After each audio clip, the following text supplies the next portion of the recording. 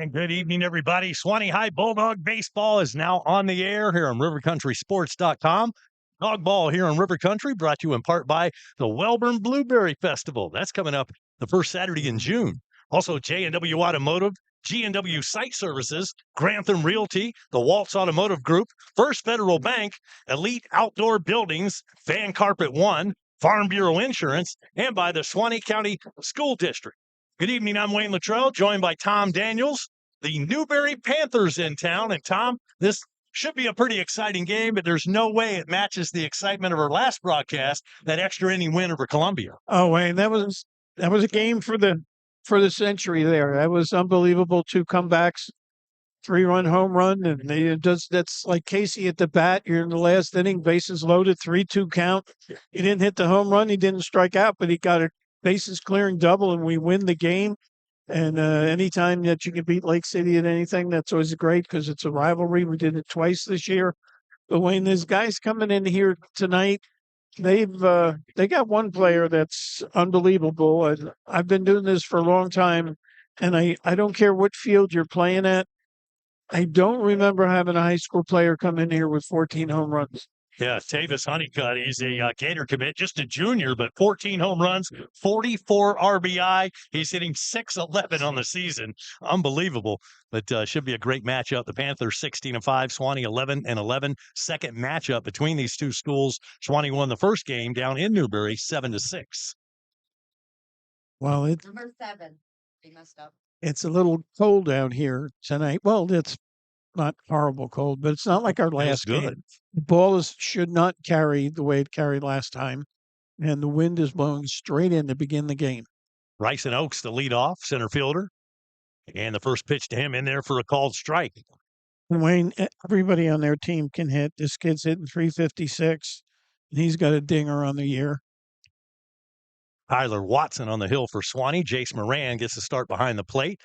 First base, Grayson Green. Noah Lopez at second. Gabe Garcia at short. Easton O'Quinn is your third baseman. 1-1 pitch. Well, Wayne, Kyler,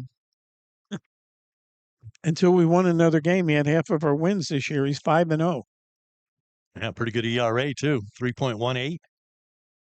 2-2 count now on Oaks. In the outfield, left to right for Suwannee, Colton Rogers, your left fielder. Ty Moses in center. And Landon Peterson around and right. The 2-2 pitch swung and missed. Went after that high heat and one down. And I was talking to Colton Rogers' mother before the game and asked her if anybody was looking. And she said he's had some feelers from Stetson and Georgia Southern and North Florida, something over Niceville. So one of many here that will continue their careers. He's still a junior, got another year to go. Desmond Taylor, the batter now. He's the right fielder. He's only hitting .341, Wayne. This team, as a team, I think they're hitting .320. Yeah, they've got a great batting average, hitting .329. Suwannee comes in with a .258 team average, but different schedules. Swing and a miss. And you know, the funny thing with baseball, you say different schedules, and it's not like a 5A school has a great advantage over a 1A school. If the 1A school's got a kid who can throw 100 miles an hour. It does make a difference. Yeah. Whoa, And there's right a at hit the right to second base. Lopez. Makes the catch, and there are two down. We got a good DP combination out there tonight, Lopez and Garcia. All right, here's the guy you might pay admission to see this. It's hard to say kid when somebody's up there and he's about 6'4", 210, maybe 220. And still growing. Yeah. Newberry, by the way, a 2A school. They're in District 4, along with Keystone Heights, PK Young, Interlochen, Crescent City, and Trinity Catholic. Yeah, I might like that schedule too. 1-0 to Honeycutt. There's a strike. You know, and the great thing for Kyler is you face a kid like this, and this kid's got a serious future, like an MLB future. And you go back to high school and remember that you faced this kid. Oh, yeah, I faced him when he was a junior in high school. Yeah, and I struck him out, you know, and it's like. That's something you'll remember forever. Yep. That's true. Right now, Watson ahead in the count. Ball and 2 strikes. Down in the dirt, 2-2. Now, he and Jace going to be teammates if they both end up going to Florida. The 2-2 into right field, that's drifting, and that's going to be out of play. Into the bullpen.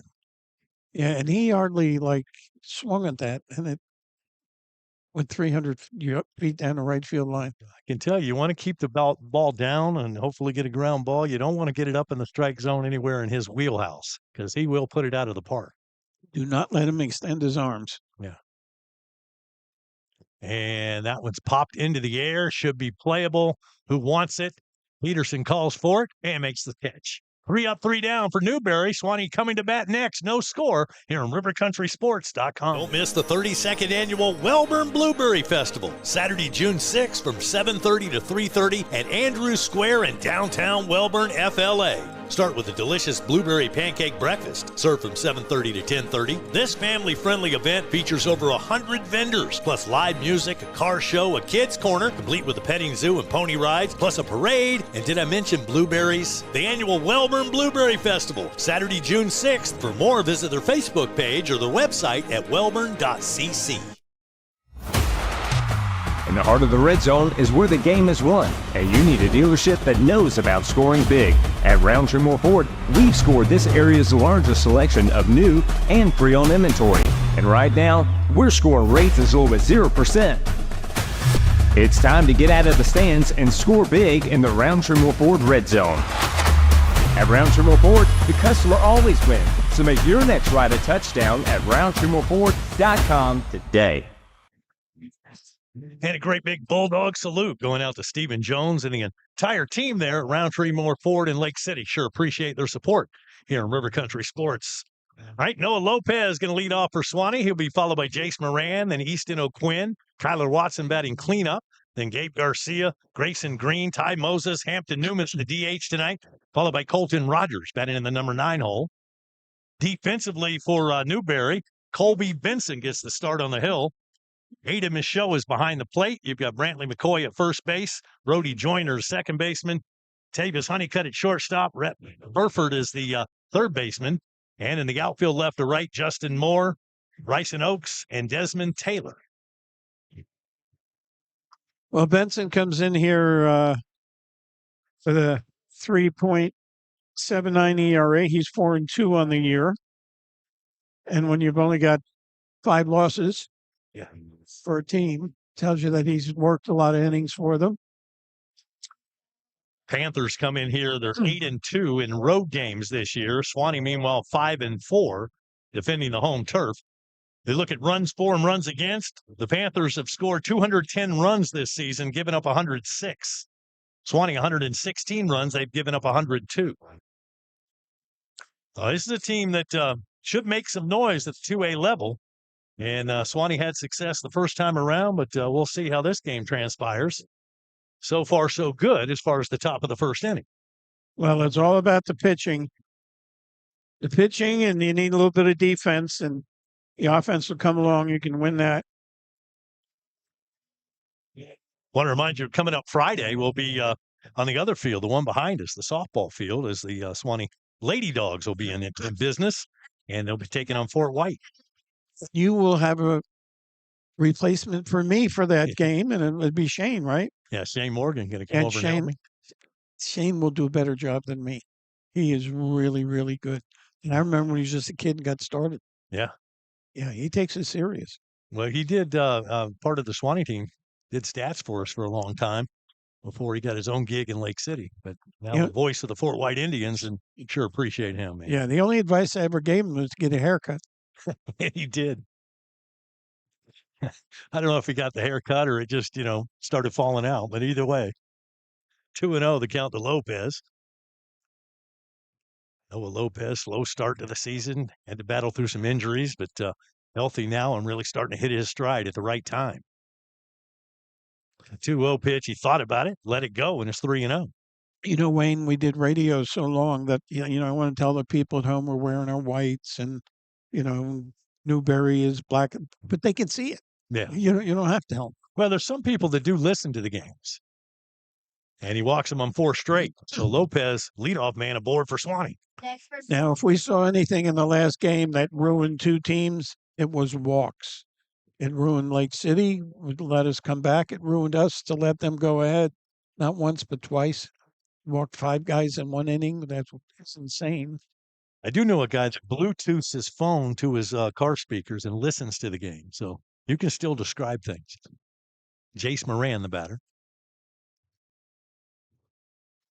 First pitch to him in there for a strike. And Moran looked like he was taken all the way there. Yeah. Another thing about high school ball is I have no idea who the catcher is here. But if you find out the catcher can't throw, you'll be running all night long. Pretty good catcher for Newberry. And there's a little slow roller toward third. There's going to be trouble. He throws and not in time. Moran beats it out. That's an infield base hit. Wayne, it may have been in time, but his foot was off the bag when he stretched. Yeah, and then I think Moran beat it out even if his foot was on the bag. Well, it's a hit either way. Yeah. I know sometimes you're a little stingy with those hits, but I've already announced I gave him a hit. all right, just I'm checking. Don't make me look in the book. Here's Hunter Watson. He's coming in as the courtesy runner. And he will run for Moran at first base. So Lopez at second. And you got Watson at first base. And now the batter will be Easton O'Quinn. This is the our freshman sensation. And he's had a fine season. Anytime you're a freshman and you can start on a varsity team, you're pretty good. Benson working from the stretch. He'll check the runners. Now the pitch. And it's in there for a strike. Kyler Watson on deck for Suwannee, followed by Gabe Garcia. It's not Gabe Garcia. That's Casey at the bat.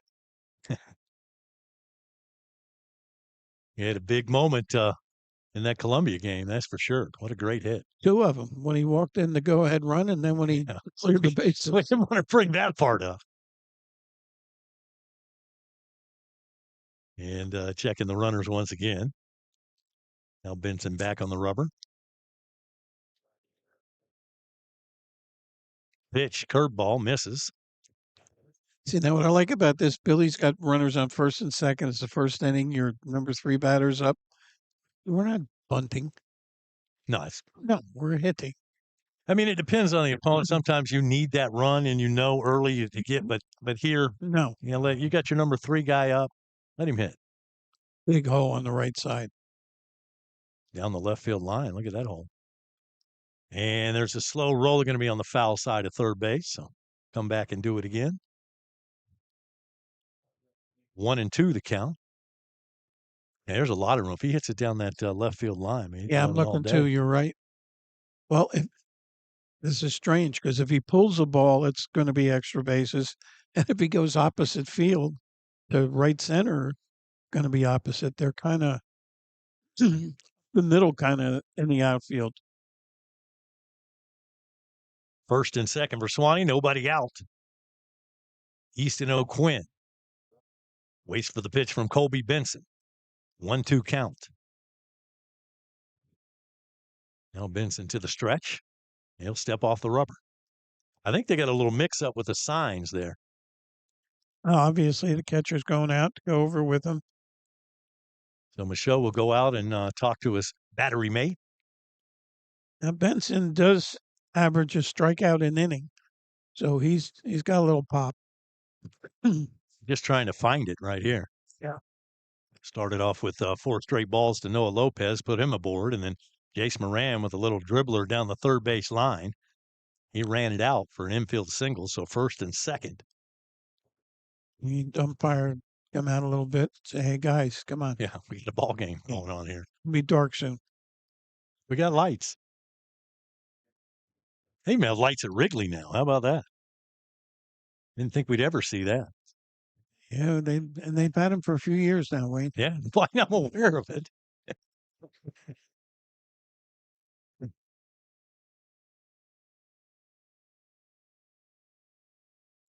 Here's the 1-2 pitch. And boy, he waited on that breaking pitch and got the ball to the shortstop. Honeycutt was able to cut it off, but could not come up with it. And I'm going to call that another infield hit. That's a hit. And had my eyes focused on Coach Moran, making sure that arm wasn't waving around like a windmill. Ball never got out of the infield. Yeah, but Billy likes to send them. Come on now. He's not shy. Base is full of Bulldogs here. Nobody out for the cleanup man. Here's Kyler Watson. Well, Kyler can help himself. 5-0 record coming in. Whoa. Up high. And no, it hit it at the top of his head. Okay, I thought that went over his head, but it did hit the helmet, and so that'll force in a run. And Wayne, I'll give you an amazing major league stat that I know everybody's waiting to hear. In the major leagues, before they enforced that you had to wear batting helmets, there were guys that were grandfathered in. And one of the last guys who did not have to wear a batting helmet was Rocky Colavito, who actually had a piece of felt inside his regular baseball cap. Okay, that's how far we have come. Wow. And I don't know that Kyler will ever get another hit by pitch RBI. Yeah, those are tough to come by. This is still loaded. Hey, he knows what to do with the bases loaded. We saw him do it against Lake City. Gabe Garcia, the shortstop. Still nobody down in the inning.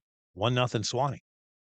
And that's to the gap, and that gets through into left field. 1 run will score, and they're going to stop the runners and keep the bases full. Thought he was going to send him at first, but did not, and catcher can't find the ball. Now pitcher goes over and picks it up. Well, I was watching Billy on that one too, and it was a smart move to hold the runner because the throw was there. The catcher kind of muffed it a little bit, but no damage on his part. So we'll take a 2-0 lead here. Garcia comes through again.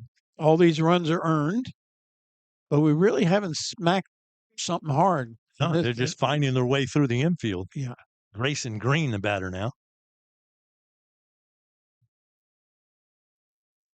2-0 Suwannee lead. Benson's pitch is inside. And Wayne, they're kind of in on the corners, and I don't get it. The first baseman is like, we're going to bunt, and we're not going to bunt with our fifth place batter up. And the base is loaded. At least I'm not. Colby Benson from the belt.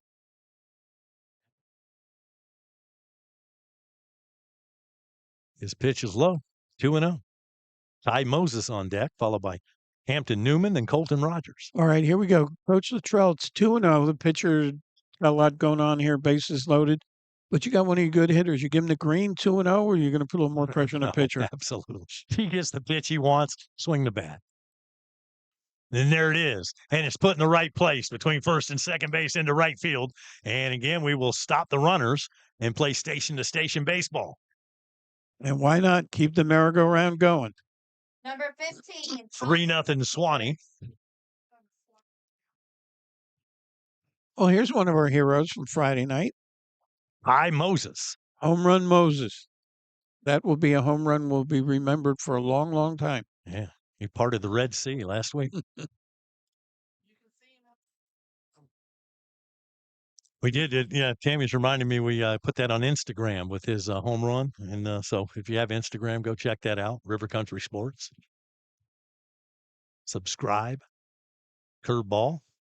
Up high and out of the strike zone for ball 1. Wayne, I don't have an angle. Do they have any action in the bullpen? Nothing going on right now.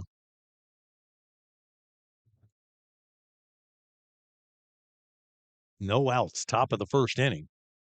Newberry trying to get out of this jam, and Suwannee trying to add to the misery. Just do not get doubled off. And Benson took too long, and Moses asked for time. Said, "Wait a minute, let me reset." Yeah, he's not like some of our guys are so fast. And that's outside, I think, ball 2. Yeah, 2-0. You know, and it's if you've ever pitched, a little tough. You can throw a strike, but finding it. Well, when you start aiming it instead of throwing it, then you have problems. And swung on to center field. This should be the first out of the inning. Catch is made by Oaks. Suwannee will tag up at second and third. And that's an RBI for Moses on the sac fly. And you think you should like get 2 16. sacrifices on that because the guy from second goes to third and the guy from third comes home.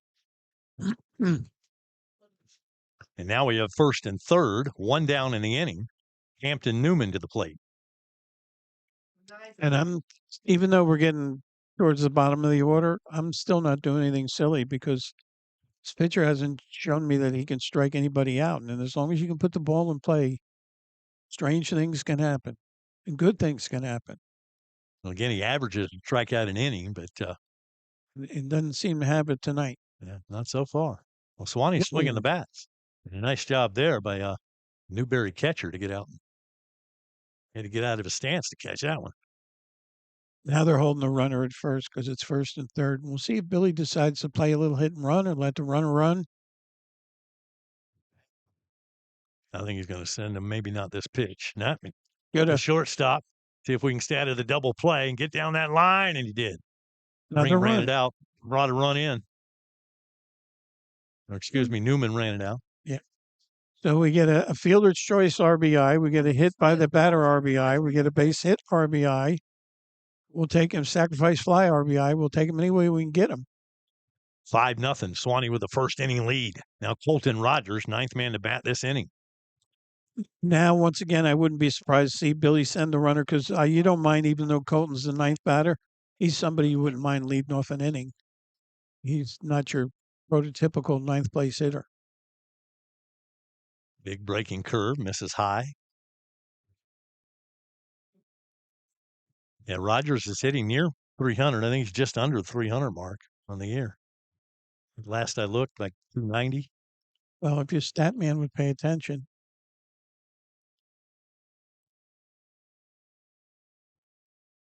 Now throw down to first base and throw it over the first baseman's head. And that's one way to get second base and get in a scoring position. Go. Second, heading to third base. This is going to be a close play. No, it's not. Throws off the mark. And Hampton in there safely. Well, Colton is hitting 298. And, yeah, I knew he was just around that 300 mark. With 2 outs, the ninth place batter up, and you're thrown over at first base, you just need to get the batter out, get out of this inning. You're trailing by 5 runs. So Worried about him stealing. You gave Yeah, him just 2 step bases off. there on the air. yeah, you don't have to throw over. You can just step off. He'll go back. Swing and fouled out of play. Remember being a kid and at the ballpark, man, you chase every foul ball down. Now they have them out there like M&Ms. The 2-1 pitch. There's a called strike, 2-2 on Rogers. Newman trying not to get stranded at third base. And he's trying to get balked home. Billy's telling him, charge down that line. Get the pitcher's attention. Third baseman's not coming. Here he comes. There's a base hit. Yeah, I think Could maybe. fall. Let's see. Yes. Yeah, it does. I thought for a minute there that the left fielder Moore was going to be able to make that catch, but did not. And Suwannee has batted around, and the 6th run has crossed the plate. And Number 8, Noah Lopez. I don't know, Wayne, you had a better angle than me. If Moore had laid out, would he have a better shot at it? I thought he could have made the catch, but anyway, Okay. I'm giving a base hit because I'm just in that kind of mood tonight. Lopez, his first at bat, didn't get a ball to hit. He walked on 4 straight, and he's ahead in the count here.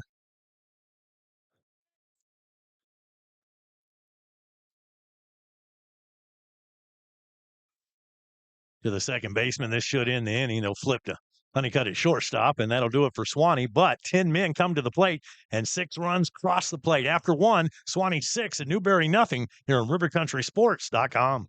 Your one-stop auto shop, J&W Automotive. You know, at J&W, they do paint and body work. Yeah, collision repair, paint jobs, bumper repair. They'll handle your insurance claim for you. At J&W, no job is too big or too small. They also sell vehicles, repair vehicles, retire vehicles, plus front-end alignments, AC work, computer diagnostics. They cut and program keys. They are your one-stop, all-in-one automotive shop. J&W Automotive. Highway 129 North in Live Oak. Call 364-1377. Online at jwautos.com. G&W Site Services is a trusted site preparation and excavating contractor based in Live Oak, serving Suwannee and surrounding counties. Oh, yeah. From land clearing to site prep and grade work to excavation and ponds to driveways and culverts, material hauling, foundations, whether you're preparing land for new construction or maybe utilities or draining solutions, give G&W a call. 386-209-4856. Licensed and insured, G&W Site Services. Online at gwsiteservicesllc.com.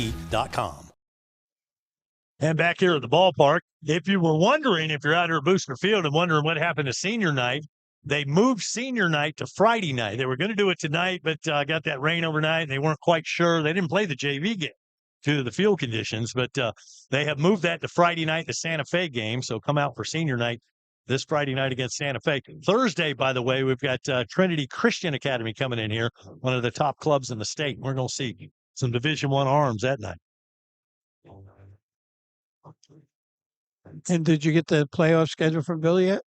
It hadn't come out yet. Oh, I mean, we just don't know yet. As far as the district tournament, it could be here or could be in Baldwin.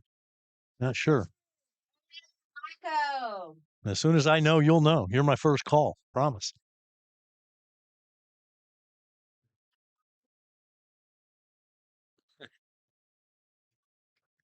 well, Wayne, you had the right set of priorities. Okay. I got agree. I got in trouble for that comment. Oh, well.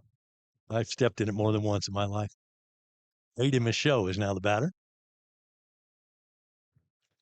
1-2-3 inning the first time round. Let's see if we can keep that going. And as I said before, Newberry does not lack hitters. 0-2 count quickly on the number 4 batter here in the order. Yeah, number 4 hitting .444. I got some big averages. Yeah. And boy, he takes that when he went with the pitch, goes the opposite way, and gets the first base hit of the ball game for Newberry. Number 4, Treat. Good piece of hitting there. Yeah, and Tyler left a little bit more of the ball on the plate than he wanted to. Had movement on it, but it was moving away from him, and he just was patient with it and went to right field. So runner at first base, leadoff man aboard for Newberry, and now Gray Priester, the designated hitter.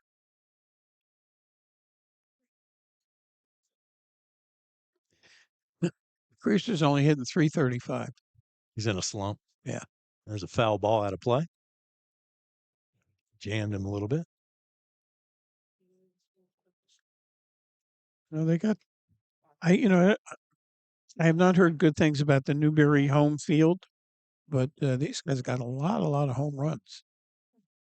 So, even though one kid's got 14 of the 25, you still got 11 home runs. That's still a lot of home runs. Yeah. I mean, look at our team. I think we have 6 on the year. If I counted right. Close. But again, schedule. I mean, we play one of the toughest schedules in the state of Florida. I know we said that a lot this year, but it's true. You can go to FHSAA.com and you can look and see, the strength of schedules. But, in defense of, a school like Newberry is you're a 2A school and, you play other 2A schools. Yeah, and play teams, around your area. Yeah. Whoa, there's a can of pop corn. Fly, and that is drifting toward the foul line, chasing it all the way down. Noah Lopez. Boy, he had to run a long way for that one. What a play. Wayne, we have the best Brantley McCoy. Keystone combo that we've ever had here. These two guys, they can turn a double play. They can run them down. I mean, he's playing second base and he catches that ball in foul territory on the right field side. And look at the Newberry schedule. They played Crystal River, Oak Hall, PK Young, Oakleaf, Baldwin. They lost that one 9-8. They played Valdosta, 19-10 loss in that ball game. And they played Denellen, Lafayette, Vanguard. Played Columbia twice, by the way, and split with them. Played Santa Fe. So they got a decent schedule here. Is their number? Whoa, throw over again. This is McCoy at the bat. Brantley McCoy, first baseman for Newberry.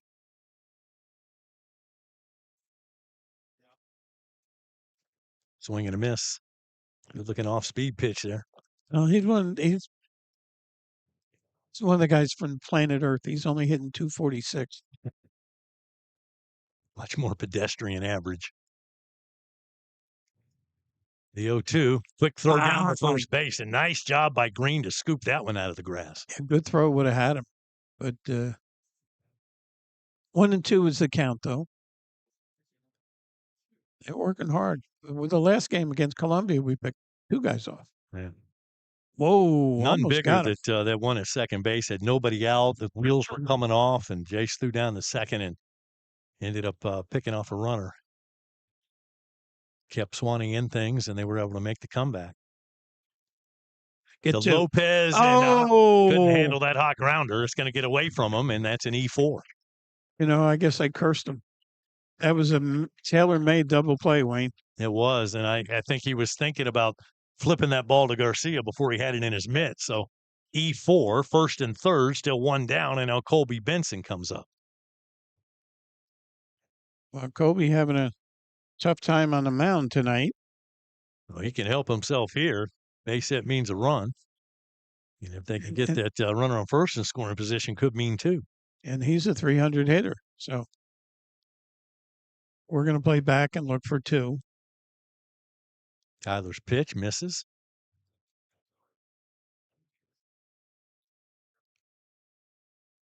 Would be real nice to get out of this jam. In the dirt. Nice job. Moran scooped that one up.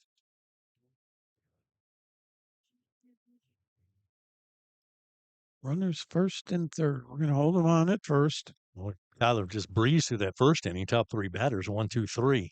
Going to breeze through this one. And to third base, the play is to second. They get 1 to first, double play, nothing scores, and the score remains. Suwannee 6 and Newberry nothing. Here on RiverCountrySports.com. Your trusted local real estate partner in Live Oak, Grantham Realty, for all your real estate needs in North Florida. With over 20 years experience, they're more than just a real estate agency. They're your friends and neighbors dedicated to serving this vibrant community. So whether you're buying or selling, you can trust Grantham Realty to provide solutions that fit your needs. At Grantham Realty, you'll be treated as a friend, not a number. Contact their friendly team today. Grantham Realty, 386-362-7080. Buzzer just sounded, and the Ram Truck Month sales event is on at Walt's Live Oak Chrysler Dodge Jeep Ram. Take your shot at slam dunk savings on cars, Jeeps, trucks, and SUVs. Save big on a 2025 Ram 1500 with 0% APR for 60 months. From Jeeps to trucks to SUVs, every model's bringing championship-level value. People always ask me, how do you give such great prices? Well, we never miss when it comes to making deals. It's always a slam dunk. Walt's Live Oak Chrysler Dodge Jeep Ram.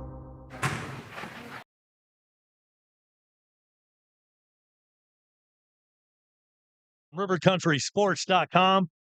I mentioned senior night moving to Friday night. The seniors on this team, Noah Lopez, Gabe Garcia, Hunter Watson, Ty Moses, and Hampton Newman. So 5 seniors will be honoring on Friday night in the Santa Fe game.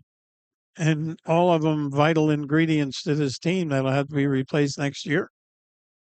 Yeah, it's a big group of talent that's going to be departing, but that's part of it. And you got a lot of talent behind them. Yeah, well, Suwannee in good shape. I think O'Quinn will probably be moving to short next year, is my guess. Well, it's going to be hard to find one better than him. So but, he seems pretty comfortable anywhere he plays. You know, and I talked about the double play, put the curse on, and then the curse came right back off. And what a way to end an inning. You know, 5-4-3 double play. And Benson, who was the pitcher, is the guy who hit into the double play. So it certainly hadn't been his night so far. And, you know, I told you I talked to the umpires before the game, and it was funny.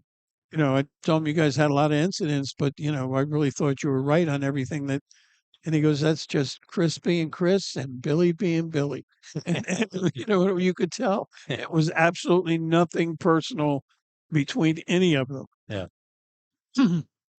No, I mean, it's baseball. You know, and both teams are trying to win and doing everything they can to get every edge they can. But I tell you what, when you're Arguing with blue, you're not going to win that argument. Well, in this sport, they can't pick up the flag. That's true. I don't know. They got the challenges now at the major league level that they don't throw a flag out there like they do in football from the sidelines. Jace Brand. What, in baseball? Yeah. No, they're a little quicker. Okay. And you just look up to the booth and they do the thing there. Jace Moran to lead off here in the bottom of the second inning.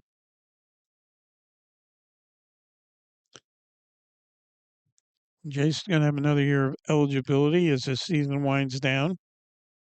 He's batting .328 on the year. And he leads us with dingers. He's got 3. As a team, we have 7.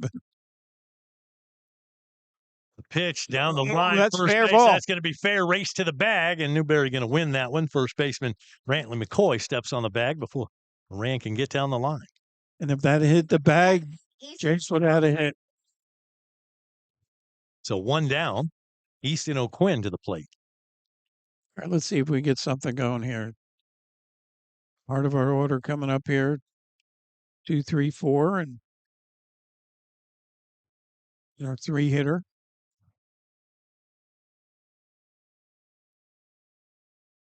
Ball 1. You weren't with us in the first inning. Suwannee able to score 6 runs. Started off with a walk and then a couple of base hits, hit by a pitch, a couple of more base hits. Last run scored via fielder's choice, but 10 batters and 6 runs in the bottom of the first inning. I think that's I'm real sure that's the biggest inning we've seen all year, and it'd be Swanee's biggest inning. Well, they have scored 16 runs twice this year, a couple of games. So 2-0 pitch up high, 3-0. Now 3-0, you might be taking nobody out there. You want to get some base runners, get some things going. See if coach is giving him the green or the red. Imagine he's taking here. Yeah. Boy, but if he hadn't had the green light, he had the pitch right there. 3-1 now.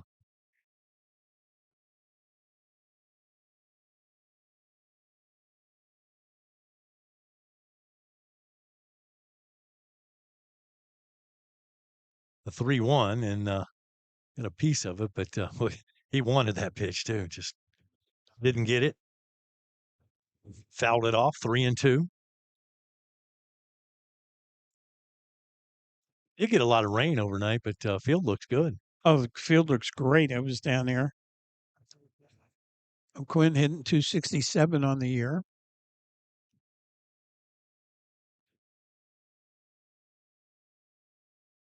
And that one gets away, and that'll be ball 4. Keep running. Keep running. O'Quinn to first base. He'll round first. He'll go to second. Well, they took their time going after that baseball and gave an extra base. Yeah, that should never happen at any level. Catcher got some dirt in his eyes because the pitch was in the dirt. But you got to hustle after that ball. I mean, it's a live ball. And heads up. Score that one at DI, dirt high. And credit the runner and credit the first base coach. It's not often that you walk and end up on second base. So that's got to be an E2. Tyler Watson now at the dish. Strike to him. A lot of stuff to put in your book there. It's a WP with an E2. Got it. And Kyler's got a duck on the pond. Well, he had the base on balls. So it was a walk to get him to first. And then I gave the wild pitch to get him to second. That's what I put down. Yeah. I didn't score an error on that. Oh, okay. Because he walked to get the first. So that was my thinking anyway. Not saying it's right or wrong, but I've written it down. No, it's an error on the catcher. Okay.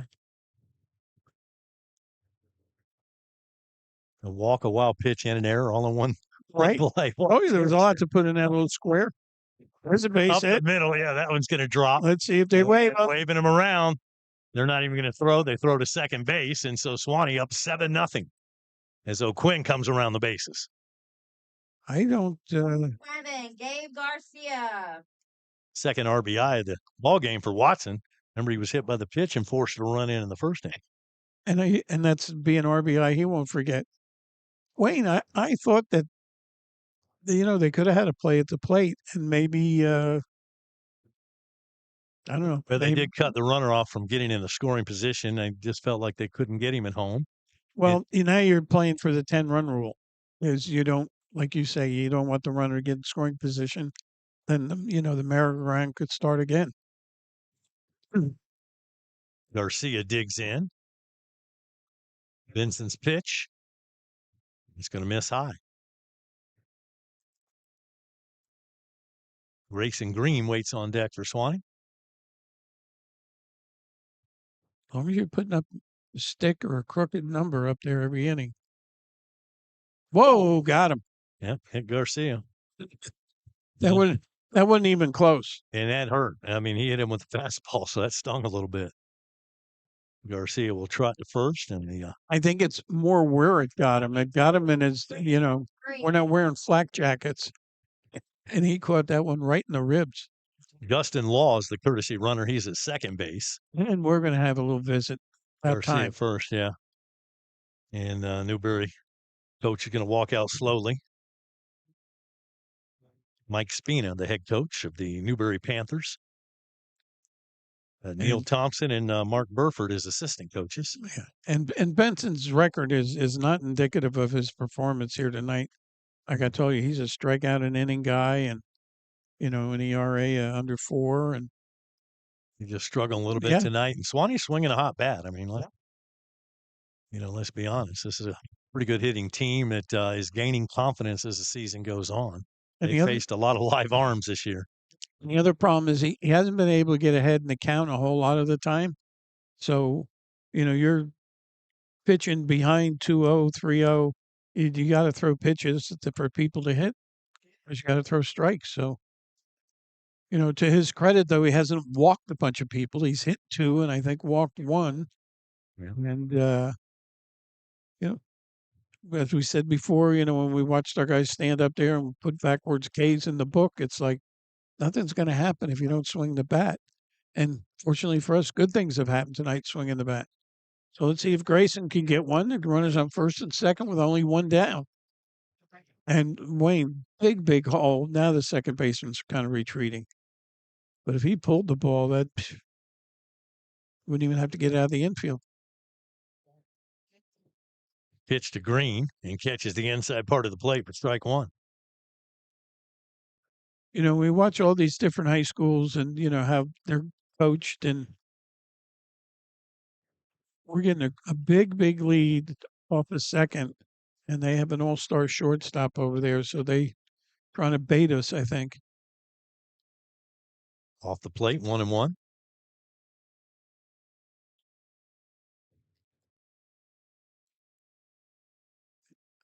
Number 32, Grayson Green, left-handed batter.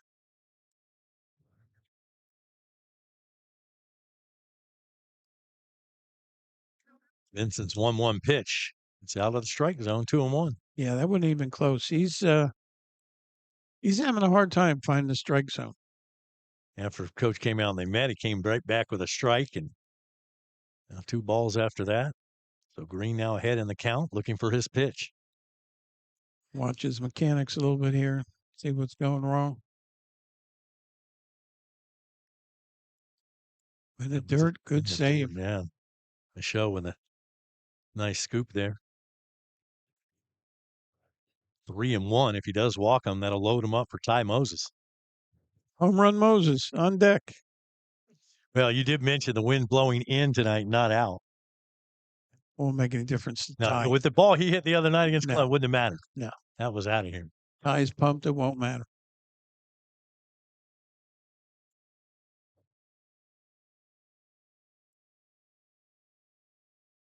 Called strike. One of the things I found interesting on the Suwannee Sports Report this week's coach's show, we talked to Coach Billy, and he said, had that meeting on the mound for Columbia. He took that opportunity to talk to Ty and just kind of tell him, look, whatever happens to this at bat, you don't win or lose the game here. Just go up, man, and go to bat, relax. And so Ty did. He came up there loose and Well, if that's the best part, and then he said, just hit over the left field wall. Trying to take the pressure off, you know. 3-2, runner's going to go, Wayne? No. There's the payoff pitch. Now 1 down, and now the bases are full. Well, that'll be a question I'll have to ask Coach Moran. I would have had the runners going. Number 15. With 1 down? This. Yeah, because I want to stay out of the double play. Yeah, left-handed batter, strikeout, throw out to third base. You're going to take that shot? Yeah. Okay. Because my batter's not striking out. Well, we forced the runner. The Hey, but first, second, and third here. I'll take bases loaded every day. And Boy. Ty Moses. Now, the question is, after Moses hit that home run, is he thinking home run? No, he just puts the ball in play over the third baseman's head, and that's going to score another run. Everybody's safe. And you know that was just a lot of luck. Hampton. I'm happy for Ty. He gets an RBI and he gets a base hit. That third baseman had been, what, 2 inches taller? Yeah, well, and he tried to climb the ladder Yeah. there. He got a glove on it, but couldn't bring it down, and everybody's safe. Another run across. It's now 8-0 Suwannee. You know, their pitchers had zero luck tonight also. Yeah. You know, there have been like at least 3 infield hits. And that's baseball. Sometimes you're Yeah. hitting the ball well, but right at somebody, and other times it like that has that CNI. Somehow gets through there. Hampton Newman now the batter, swinging a miss there. Hampton a little anxious on that pitch. That one he chased. You know, you got the bases loaded, and these guys are still playing back for 2, Wayne. You know, they're trailing by 8 runs here, and 2 could get him out of this inning. And there's a routine double play ball. Steps on second, throws to first, and they do get the double play and get out of the inning. But the Dogs get 2 more. It's now 8-0 Suwannee after 2 on rivercountrysports.com. First Federal Bank is your partner in helping your business grow and assist with financial overhead. With person-to-person customer support, top-of-the-line banking services, and digital tools, your money is never out of reach and always safe. For over 60 years, we've been financing community businesses and partnering with growing franchises to provide stability and expansion opportunities. Bank with real people so you can focus on running your business. Looking for a quality building that will last, that will add value to your property, that will weather the storm? Look for Elite. Elite Outdoor Buildings has exactly what you're looking for. Reliable, durable, portable, and steel buildings, from carports to barns, bardominiums, and more. Commercial and residential, your premier destination for quality steel structures in the Sunshine State is, without a doubt, at Elite Outdoor Buildings. Visit US 19 in Chiefland and by Lowe's in Lake City and Live Oak. Online at eliteoutdoorbuildings.com. Hey, you know about the 32nd annual Wellborn Blueberry Festival, right? yeah, and you know what? I see this rainbow in the background, and it's heading right to Wellborn, I think, where the Blueberry Festival is. That'll be on Saturday, June 6th, 7:30 to 3:30. Man, you got to get that blueberry pancake breakfast. That's worth the trip over right there. Plus, they'll have the country store cooking. They got a parade, live music, classic car club display, the kids' corner, over 100 art and craft vendors. Will be a lot of fun. Looking forward to that, as I do every year, Saturday, June 6th. For more, wellborn.cc. Wayne, I remember the first one doing T-shirts and ribbons when they first started. And there's a base hit. Gets by O'Quinn into left field. And Brody Joyner will start out the top of the third with a hit. Number 25, Justin Moore. Quinn laid out, but even if he came up with it, I don't know if he would have been able to make the throw. And that was just put in the right place at the right time. So this second inning in a row now, they went 3 up, 3 down in the first, but Newberry got the leadoff man aboard in the second. Wasn't able to score, and they got him aboard here. Whoa. That one gets by Moran, And and they'll get into scoring position there. I don't know if that got by him, Wayne. I don't think he had a shot at it. Just a bit outside. Yeah. Wild pitch. That takes away my double play. I was waiting for another double play here. We'll have to line drive double play it. Yeah, that could happen. More than one way to turn a double play in this game. So, and that may have been just crossed up on their sign. So Moran comes out quickly and has it. Was Billy Over supposed to Kyler. stand 5 feet outside on the? Well, he wasn't set up out there, is all I'm saying. All right, Kylie, get it under control here. Just Strikes. Justin Moore, the batter, squares to bunt and fouls it away. Okay, I'm from very old baseball school. So are you. Mine's even older than you. But when I'm trailing 8-0, Yeah. I'm really not trying to get my runner over to third. Yeah, I agree. This number 9 batter, and I think he may have done that on his own. Hey, maybe it's like I can't hit it all. And you're throw down out. to second. Oh, Not in time. 1-1 count now on Moore. that was a good throw. I thought we were going to nail him, but he was safe. You don't want to get too far off the bag with Jace behind the plate. Squares to bunt again, and they're saying he did not offer there, so 2-1. I thought he had that bat out there a little too long, but Blue City. Come on, pulled it Grayson. back. Charge, Grayson. And there's the bunt. Nice looking bunt. Watson will field, gets the out at first, moves the runner to third base.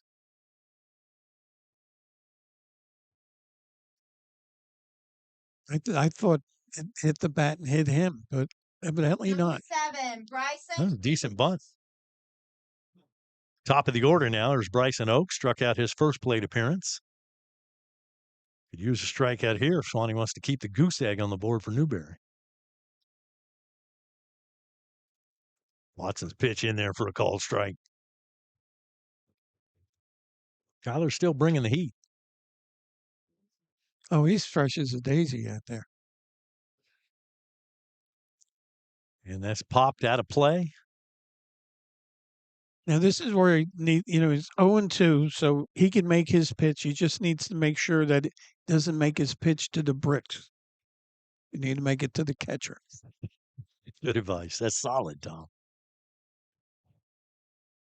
There's the pitch, and going to chop it a mile high. O'Quinn waits for it, throws across the diamond. It's in time, but a run comes across and scores. Newberry with a run on the board. And there wasn't any way. I mean, O'Quinn couldn't do anything about that. He just had to wait for that. No, that was a close play at first. I think he made a great play. Number 1, Desmond Taylor. Because the runner at third, the minute that ball is hit, he's coming home. Gone. There's no way to get in. Yeah. So a run across. It's now 8-1. And here's Desmond Taylor at the plate. And he'll hit that one behind us out of play. What Kyler's able to do tonight, he's able to pitch inside, get in on these guys' hands. That's why you see those pop-ups. And they haven't hit anything real hard. Got the big man on deck, so be nice to erase this runner and let him lead off next inning. 1-1. Yeah, Tavis Honeycutt waits. 2 down in the inning. Good looking pitch there. Yeah, right on the inside corner. I said he's been, nailing it there, and he's getting the call, so come right back with it. Don't let the hitters extend their arms. There it is. Yeah. And so Honeycutt will lead off in the 4th inning. And that'll do it for Newberry in the top of the 3rd with your score now 8-1. Suwannee leading the Panthers here on RiverCountrySports.com. What's up, guys? Welcome to Van Carpet One. For 78 years, we've been your local family-owned and operated floor covering store, and we can't wait to serve you. Let's go check out some of the stuff we've got and say hey to the guys. Hey guys, this is Michael Van here at Van Carpet One. Wanted to show you our huge display of carpet. Got about 1,000 rolls for you that we can order. We also keep about 100 in stock that are on clearance, so please come down and give us a visit. We appreciate it. Come in and see the largest tile collection in North Florida. Van Carpet One has every tile you could possibly imagine. If you can't find it here, they don't make it. Guys, take a look at this. This is just some of our options in waterproof vinyl plank, where we have the largest selection anywhere around here, including over 70 pallets in stock, ready to go right now. Come in and see our fantastic selection of elegant hardwood too, followed up by fantastic service that you expect from a company like Van Carpet One. Come on in and see us. We can't wait to serve you. And that's a boom shakalaka. Back here at Booster Field, Suwannee and Newberry doing battle here tonight. I was looking at Newberry's schedule, and they've got 3 games left, as does Suwannee. They've got Fort White. No, excuse me, that's the wrong schedule. Take a new arm on the mound. I got like 30 schedules in. Trying to find the Newberry schedule. Here we go. And find their new pitcher also while you're All there. right. So they've got 2 games after this one left. They got a game at Denellen, and then they've got Gainesville at their place. And last 2 games of the regular season for the Newberry Panthers. All right, new pitcher, and let's get a number for this one. And it looks like number 8. That's The new pitcher. Hoffman, the sophomore. He's 3-0 on the year. Of course, Newberry with a lot of wins, so. Memphis Hoffman. And Wayne, this guy's a strikeout and a half an inning, 28 strikeouts in 19 innings. Wow. Yeah, but I'll tell you what else is not very impressive is 18 walks in 19 innings. So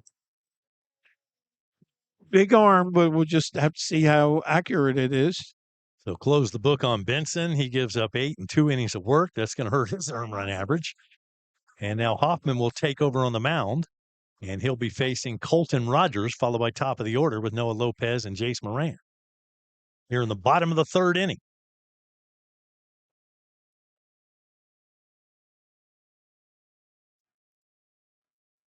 Hoffman's first pitch, that's inside.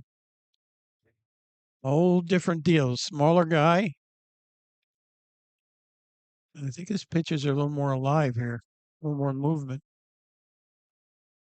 Got to find the strike zone, though. High, 2-0.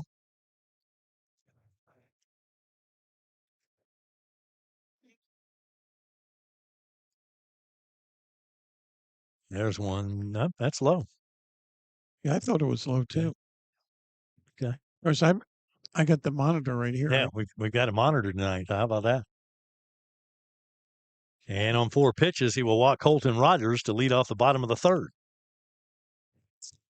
Number 8, Noah Lopez. And I think it's now in Major League Baseball, I think it's the ABS thing where you can, say whether you want the review on your pitch, whether it was a strike or a ball. The angle that I have here, and if the people are seeing that at home, you can call every pitch yourself.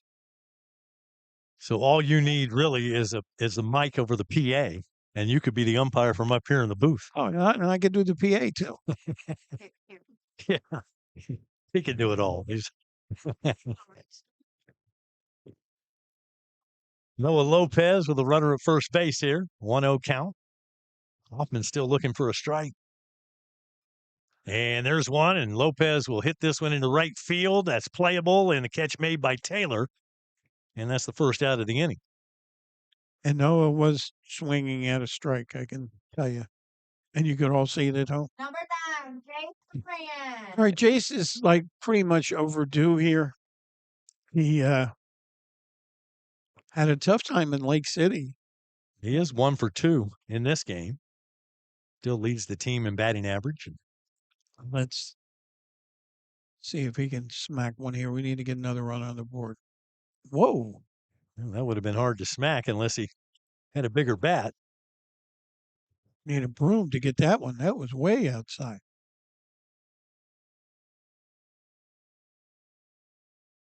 One 0 count. Moran's open for something in his wheel zone. Well, gonna miss badly again. 2-0. And Wayne, sometimes, and I don't know if you've ever pitched, but you face so many right-handed batters that when a left-handed batter comes up, it's like you lose your strike zone as a pitcher. And he's having a hard time pitching to Jace here, and Jace sitting all over this 2-0 pitch. There it is, and just didn't get it. A little late on that one, out of play, off the left side. Well, Wayne, when you look down the left field line, I'm thinking Jace was thinking opposite field. But more than capable of pulling it to that right center hole over there also. 2-1. Hoffman's pitch. Again, just missed it. 2-2. Now that was a good pitch. Jace would like to have that one back. And 2 good cuts, but he's missed the barrel of the bat both times.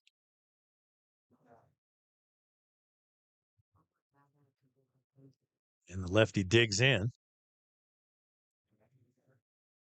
Hoffman's pitch.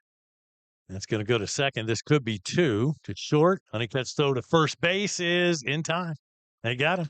And that'll do it for Suwannee. And they're at bat here in the third. The score remains Suwannee 8 and Newberry 1 on rivercountrysports.com. No matter what the road ahead brings, we'll be there. That's why Farm Bureau Insurance has been a trusted name for over 70 years. You deserve more. You deserve a promise. Local people, great rates, friendly service. That's the Farm Bureau Insurance promise. Farm Bureau Insurance, serving Florida for over 70 years. In Suwannee County, you'll find Farm Bureau in Brantford and in Live Oak. In Brantford on Drain Street, phone 935-1274. And in Live Oak on Dowling Avenue, call 362-1274. Farm Bureau Insurance. Excellence in academic and clubs. Tradition, family, future. Foundations for lifelong learning. Leadership begins here. Careers start here. Curiosity meets opportunity. Building the leaders of tomorrow. Learning begins with love. One district, every student, every day. The Suwannee County School District, my choice for high quality education. Now, during the commercial break, we're playing Hank Jr. over the PA here, and Tom just made a statement. Now, he does do karaoke, so the guy can sing, but he says he sings better No, I said than my Bo Cephas. No, I said my lyrics are better. Oh, your lyrics. You write your own songs. Me and Frank. Not Frank Allen. No, Frank's the not, other, right? the other Frank. No, I picked up on that. I got it. I have never heard you sing karaoke. I don't do a lot of karaoke, but I have heard that you're pretty good from more than one person. I put the bat on the ball. Sometimes you get a hit. Sometimes you get an out. This is an opportunity for you to go ahead and plug where you're going to be. Well, Friday night, this Friday night, I'll be at 2 places. I'll be at the Lake City Country Club from 7 to 10, where my sister will be doing the karaoke, and I will be at the American Legion over on, I think it's 441 over there in Lake City, and I'll be doing karaoke there. And the public is invited to both places, whether it's the Country Club or the American Legion. Public's more than welcome to come. And you get to the door and they say anything, just drop my name and they will let you right on in. That's all you have to do. Just TD. You don't have to say the whole name. All right, here's Tavis Honeycutt leading off here in the 4th inning for Newberry. And here's a guy that you would pay to come in and watch. And that's why. There's a deep fly ball to left field, and that is home run number 15 for that young man on the season. And I said that's why you would pay to come see this guy. This is the real deal here, Wayne. This kid's only a junior, but he's not going to University of Florida. He's going to the University of the New York Yankees. You think he's going to get drafted and high? Yeah. And could be. I mean, he's got a senior year. Yeah. And he's a kid. So kids can do dumb things. But if he doesn't do dumb things, this is a high draft choice. And Suwannee pitching to him and gave him something to hit there, and he took advantage of that. You're a junior. You now have 15 home runs. You're hitting almost 700. It's like, yeah, I think you could go play professional baseball. Yeah. And Panthers may make him an offer. You don't know what he's being offered by a. You're right. NIL could give him some money, but we'll see. Yeah. Long way to go until he has to make that call, but he's going to have plenty of opportunities. Well, I want Billy to put them on the schedule for next year because I want to see this kid as a senior. Aiden Michaud now the batter. 0-2 to him. He fights that one off, stays alive. See, and that's a great pitch, but Kyler's getting in on their hands, and he just let it out a little bit too far on that home run, but right in on the hands again. Just keep throwing there. And credit Michaud for fighting them off. I mean, well, they're battling. He's another 300 hitter. He got a base hit his last at bat. Actually, he's a 400 hitter. I'll take that back. And he's hit 3 in a row behind us. And my car is in the shed. The softball shed. I think You're not going to have that next year, You're not going to be able to park in their batting cages and field house. But for right now, Yeah, says you. it's under construction. 1-2. He's battling. Back when we did radio, we did play-by-play, and we had all these crazy sound effects. So anytime a foul ball would go, you'd have glass breaking over the PA.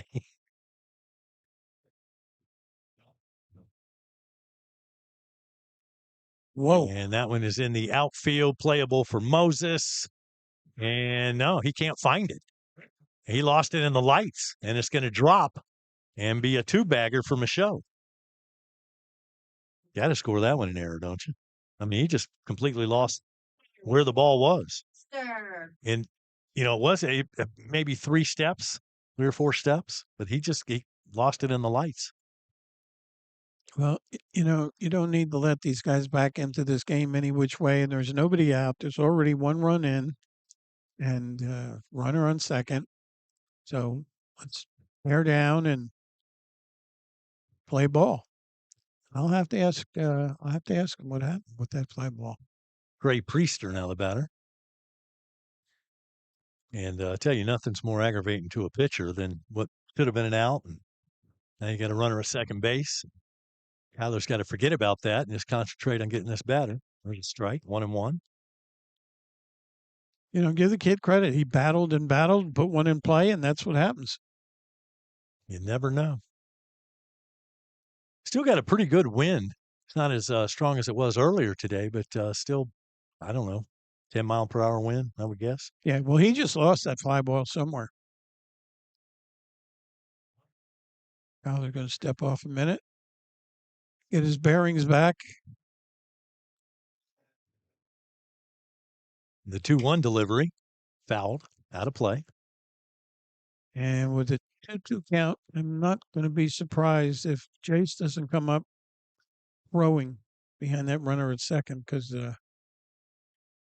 Garcia playing a little close to him, and he's been getting a good lead off the bag on the pitch. So we'll see if nope, not going to happen this time. That was in the dirt, 3-2. Jace not afraid to throw down now. We've seen. If you got a cannon, you need to show it. There's nothing else that's a deterrent. And that's foul, just foul on the third base side. Once again, pitching him in tight.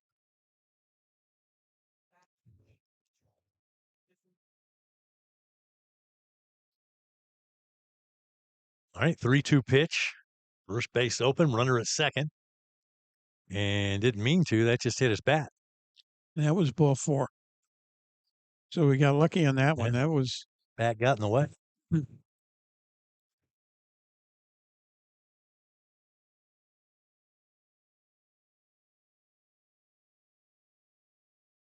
And the payoff pitch once again, and there's a base hit straight up the gut. See if they send the runner. They do not. They hold. Still nobody out, Tom. No, and Billy's going to come out, talk to Kyler. And do have a little activity going on the Suwannee bullpen. I don't think Kyler's been pitching bad at all. That kid who hit the home run could hit home run off anybody. Yeah, and this looks more like a courtesy visit. This like kind of tell by the walk. Billy with the stroll, the slow stroll. Yeah. So just going to have a few words. And probably, if I'm to guess, what he's telling him is just, trying to calm him down, stay in the moment. Don't get too upset. We should have had an out. We don't. But bear down. And maybe we can turn 2. Yeah. Get these next few batters.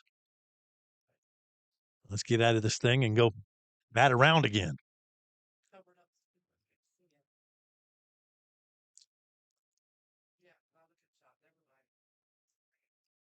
Hampton Newman trotting out to the bullpen. Got a couple of different guys throwing out there right now. Just keeping them loose. Runners at first and third here. Brantley McCoy to the plate. And we're looking to turn 2. We're at double play depth. McCoy's the kid that hit that ball sharply to Lopez, and he botched it. We thought it was about to be a double play, and got a little bit ahead of ourselves and wasn't able to field it cleanly. 1-0 count on McCoy. See if they send that runner to second base. Nope. And there's a strike. Priester at first, and Michaud is the runner at third base.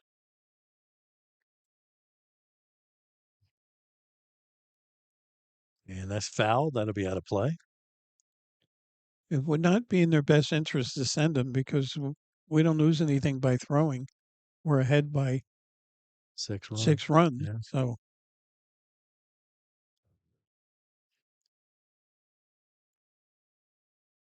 Count remains 1-2. That one's off of the bricks behind home plate.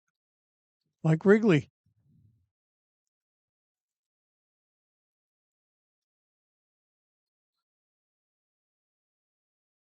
Just say we could have a Wrigley South if we grow the ivy on the wall out there, but then we'd lose all that advertising revenue. Well, we just grow it on one side. Grow it on the outside. 2-2 to the first baseman. He'll step on first, and that's the only play that Green will have. But the first out of the inning, and that's the biggest out to get. So that'll score a run, and that's 2 across this inning. Newberry with 3 runs in the ball game. Priester will move to second base. Number 3, Colby Benson. Well, we're getting towards the bottom of the order. So this is the 7th hitter, Colby Benson. He grounded into a double play in his last at bat. Yeah, but I don't think that's Colby Benson, Wayne. That's the new pitcher. Okay, I'm sorry. You're right. That's Memphis Hoffman, who's replaced him in the lineup. That's why I'm here, Wayne. Got you covered.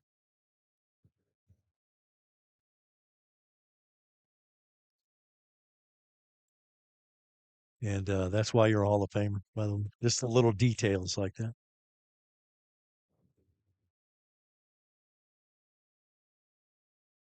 One-two count. Swing and a miss. So 2 down now. Brody Joyner is scheduled to bat next. Number 5, Brody. But Wayne, I would never be a Hall of Famer if it wasn't for you doing all the sports that you did on the radio and all the sports that you doing on live streaming. Gave me an opportunity to get up here and sound silly. And of course, you've been rewarded. You're also in the Hall of Fame along with Andy. Yeah. So that was a thrill, man. And Puggy Day were 4 of the radio guys that are in there. Just happy to keep that tradition alive, move from radio now to live stream. Wish the radio station would still be interested. But not the case. They've gone corporate. Just keep those cards and letters coming in. Ball and 2 strikes. But we love the live stream. Whoa, just missed. Oh, yeah, this is unbelievable how great this is to see everything.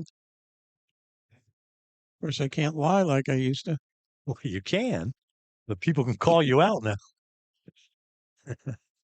All right, 2-2, Kyler. Let's just blow them away here. Let's get out of this inning. Watson looks at second base. Now the 2-2 pitch.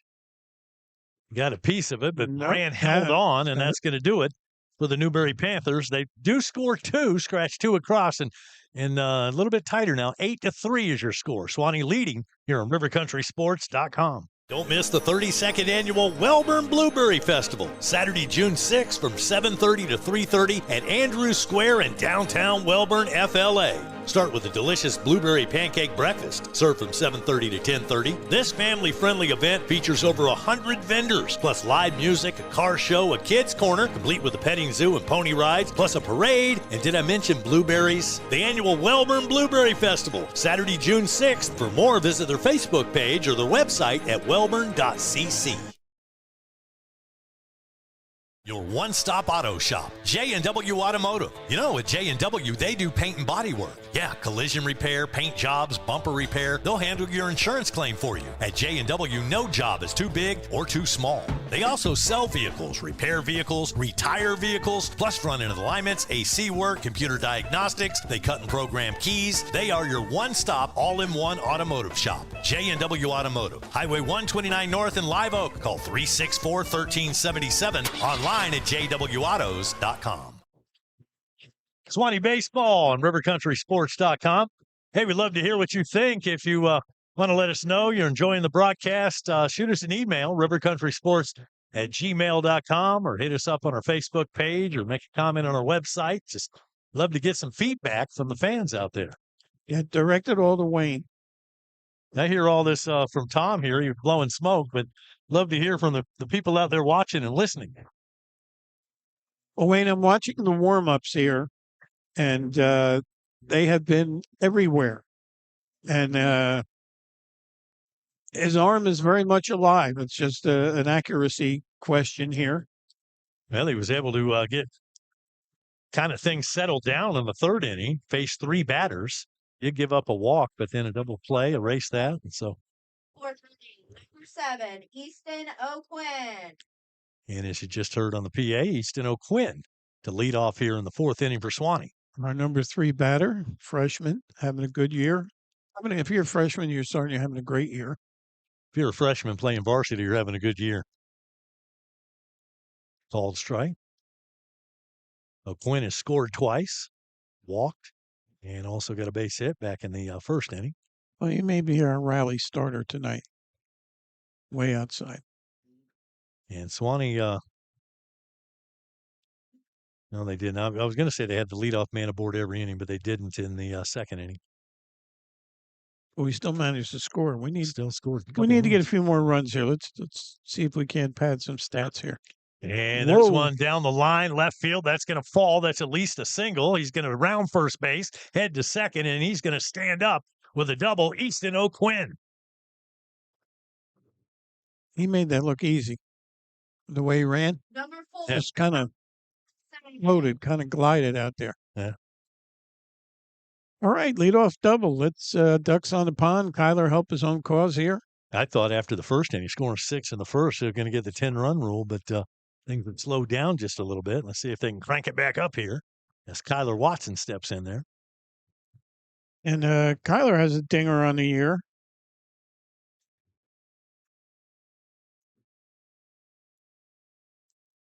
Memphis Hoffman with his pitch, way out of the strike zone. Ball 1. 14 hits on the year, 7 RBIs. Every other hit is a RBI here for Kyler.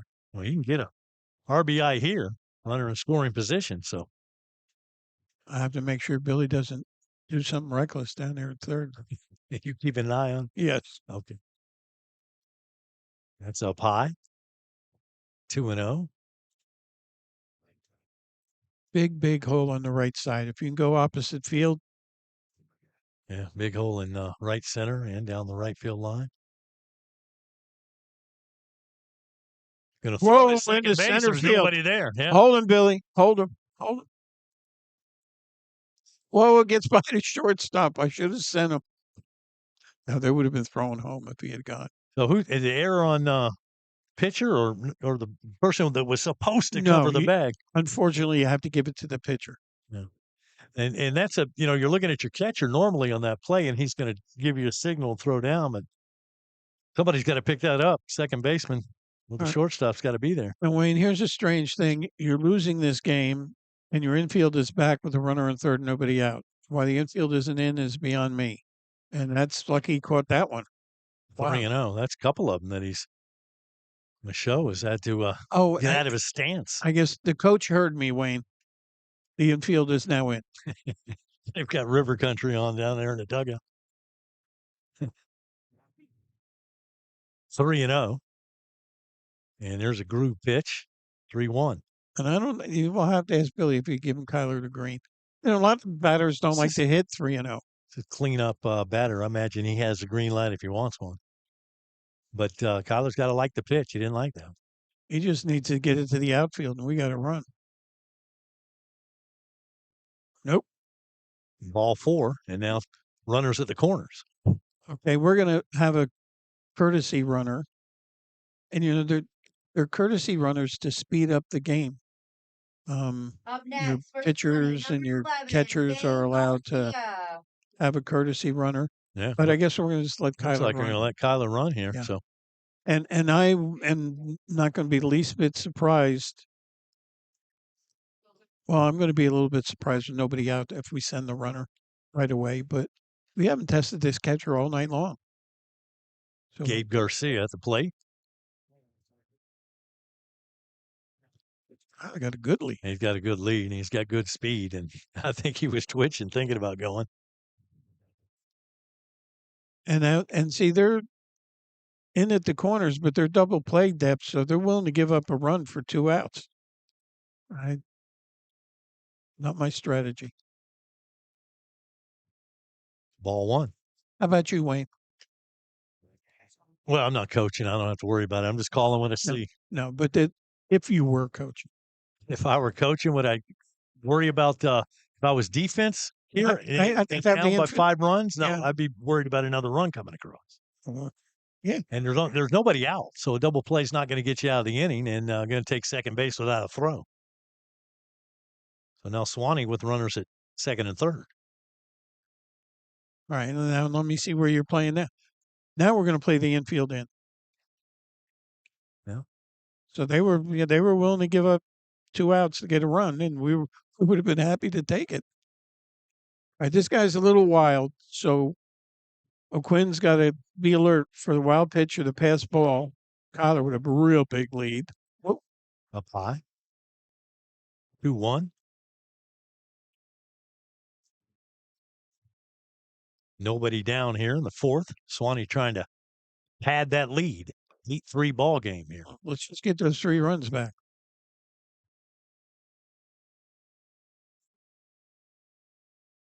Way high again. Yeah. Now walk here, load them up. Get the merry-go-round going. The wind has died now, Wayne, out in center field.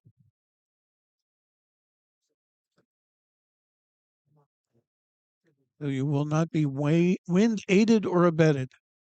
Nice cool evening here at Booster Field. And that one is popped up. Infield, second baseman calling for it. And makes the catch 1 down. The only thing we didn't want to do. Anything else? Yeah, because nobody can advance on that. Yeah. But still 1 out, first base open. So 2, Grayson Green. So an out can still be a run.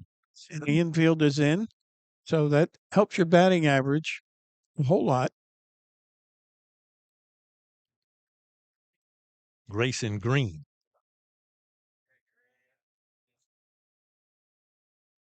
When the infield is in, there's a whole lot less area that you can cover.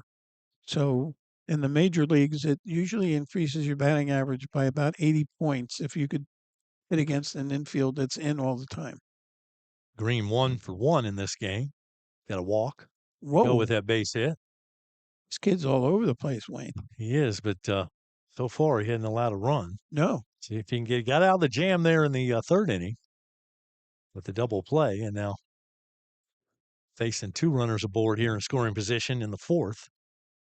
2-0 count here on Green. Misses 3-0. Well, walk will load them up for home run Moses. There you go. Yeah, we got to quit doing that because he's going to be thinking each time he comes up about home runs instead of just getting a base hit. Inside ball 4. No, they called it a strike, Wayne. Ooh. Maybe I have to stay up here. Maybe I'll just stick to the PA. I thought that was ball 4. Yeah. And you got the monitor right here. I think I got it right. I think the umpire's now 5 for 6. Fouled out of play, and the count goes full. Donovan he lives on the edge there, but he's battled back here.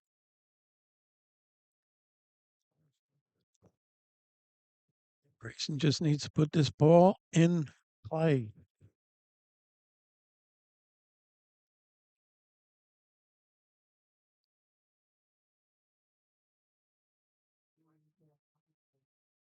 The pitch, and there's a called strike 3. 2 down. You can't take that pitch. I'm sorry. Yeah, that was too close. But Yeah. he did. He watched third strike, and he could tell by his body language wasn't real happy with that one. But 2 down, and now Ty Moses still second and third. And Hoffman has battled back. Boy, he had nobody out. Now two down with a pop fly and a strikeout. Yep. And you can't go down looking. Pitch to Moses, off speed in the dirt. And he's got a base open, so he doesn't have to get Ty anything that he can hit.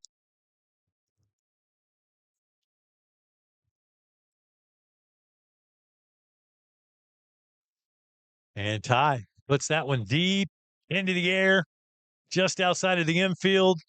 And Honeycutt makes the catch, and just like that, they get out of the jam. So Hoffman walking the edge, but 2 innings in a row, he's pitched out of it. Give credit to that young man. 8-3 the score. Suwannee leading here on RiverCountrySports.com. G&W Site Services is a trusted site preparation and excavating contractor based in Live Oak, serving Suwannee and surrounding counties. Oh, yeah. From land clearing to site prep and grade work to excavation and ponds to driveways and culverts, material hauling, foundations, whether you're preparing land for new construction or maybe utilities or draining solutions, give G&W a call. 386-209-4856. Licensed and insured, G&W Site Services. Online at gwsitesservicesllc.com. First Federal Bank is your partner in helping your business grow and assist with financial overhead. With person-to-person customer support, top-of-the-line banking services, and digital tools, your money is never out of reach and always safe. For over 60 years, we've been financing community businesses and partnering with growing franchises to provide stability and expansion opportunities. Bank with real people so you can focus on running your business.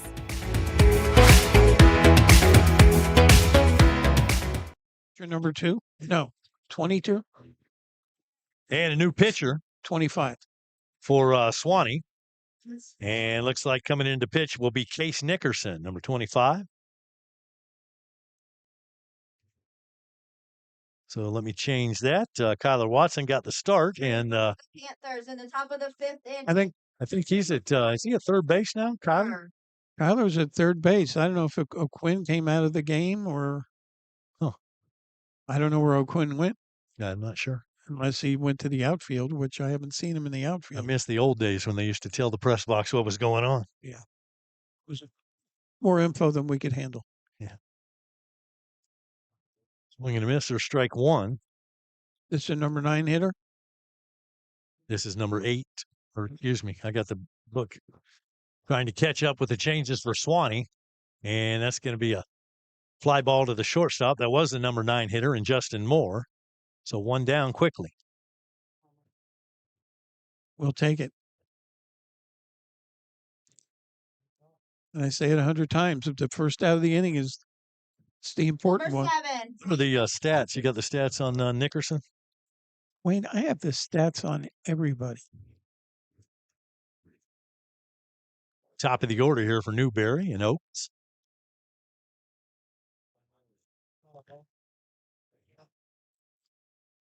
There's one down the pipe.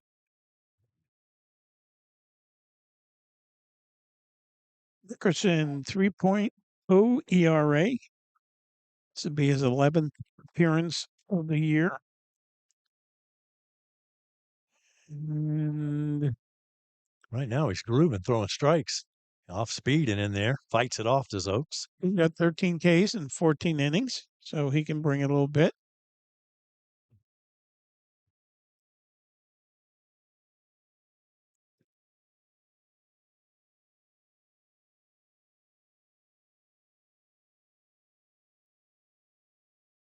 And missed the badly with that one. And Wayne, the guy who prepares the stats does a great job and gives me the years of the visiting team, who's a sophomore, junior, senior. But of course, I'm supposed to intuitively know what grade Nickerson is in, and I'm thinking he's a junior. Is it junior or sophomore? I'm not positive on that. And the reason that they have those stats come from Max Preps, and they just put in a little more information to Newberry as far as what year their kids are. Oh, he went around. Yeah. He went around. and got by the catcher, but he's going to come back. Oh, I guess they're going to say it was a foul tip. Either that or he didn't swing. I think it's still 2-2, so I guess they say got a piece of him. Okay. I'm still trying to catch up the other side of the scorebook here. All right, I'll take care There's of a it swing for and you. a miss. How about that? You catch up the scorebook. Nickerson gets a K. As I said, he's averaging just about a K an inning. Sir. And that'll bring up the number 2 batter for Newberry, which is an important one because we know who's waiting on deck. Desmond Taylor here. Honeycutt on deck. Taylor 0 for 2 in the ball game. He's flown out to second base and struck out. Watch that 350 average come down a few points. Nice pitch by Nickerson. He's bringing it. Yeah, comes in throwing strikes. So been working in the bullpen and seems to be loose and ready to go. And like a lot of the Suwannee pitchers, he's ready to throw that ball as soon as it gets back to him. Swing and a miss. And, the thing is, from the angle that we have, you'd never be able to do this in high school time. But I can see what pitch he's throwing. Yeah. I can just look at his glove. Let me see if he shows me this time. Well, everybody will want to look. No, he's got the glove in front of him. Couldn't see it that time. He got him with the off-speed pitch. Good-looking pitch there by Nickerson. 2 Ks in the inning. Yeah, that's going to race the Newberry Panthers, and they're at bat here in the 5th. It's still 8-3. Suwannee leads here on RiverCountrySports.com. The hunt is on during the Declaration of Deals sales event at Walt's Live Oak Chrysler Dodge Jeep Ram. Go on the ultimate egg hunt for unbeatable savings on cars, Jeeps, trucks, and SUVs. Crack open big savings on select 2025 Ram 1500s with up to $12,000 off MSRP. People ask me, how do you give such great prices? Easy. Unlike the bunny, we don't hide our deals. That's right. Walt's Live Oak Chrysler Dodge Jeep Ram. These deals are Easter Bunny approved. Looking for a quality building that will last, that will add value to your property, that will weather the storm? Look for Elite. Elite Outdoor Buildings has exactly what you're looking for. Reliable, durable, portable, and steel buildings, from carports to barns, bardominiums, and more. Commercial and residential, your premier destination for quality steel structures in the Sunshine State is, without a doubt, at Elite Outdoor Buildings. Visit US 19 in Chiefland and by Lowe's in Lake City and Live Oak. Online at eliteoutdoorbuildings.com. Man, some good-looking buildings there at Elite Outdoor, right there in front of Lowe's and Live Oak. They've got places in Lake City. They got Chiefland. I mean, that's good-looking buildings. Hey, and a great owner. Yeah, Kevin, who is also in the Hall of Fame. And what I like most is people who don't forget their roots, where they came from and how it happened. And well, we certainly appreciate Kevin Green, all the support that he's given River Country. And, sports has been a big, big part of his life. And his brother's coach here, Jake. Yeah. And I said that one time I told him he was the best baseball player I ever seen, came through. And he goes, that's not true. I said, you're right. Best hitter ever came through. He had a beautiful swing, man. He just made it look effortless. Yeah, he could hit. He could hit. On the Companion Animal Hospital scoreboard, 8-3 Suwannee here in the 5th inning. Hampton Newman leads off for the Dogs. And he'll take the first pitch to center field. That's right to the center fielder. Had to back up a few steps, but Bryson Oakes makes the play. Not a bad play, but center fielder. That was. Newman hit it. This, unfortunately, didn't hit the gap. Yeah, it hit it right at him. Colton Rogers now strides to the plate. Rogers with a walk his last at bat. 1 for 1 in the game at a base hit back in the first inning. Now, when Colton pitches, he has that sidearm, out of wherever delivery. And the problem is when you go to advance to the next level, collegiate level, there aren't a lot of coaches who can help you with that kind of delivery because nobody throws that way.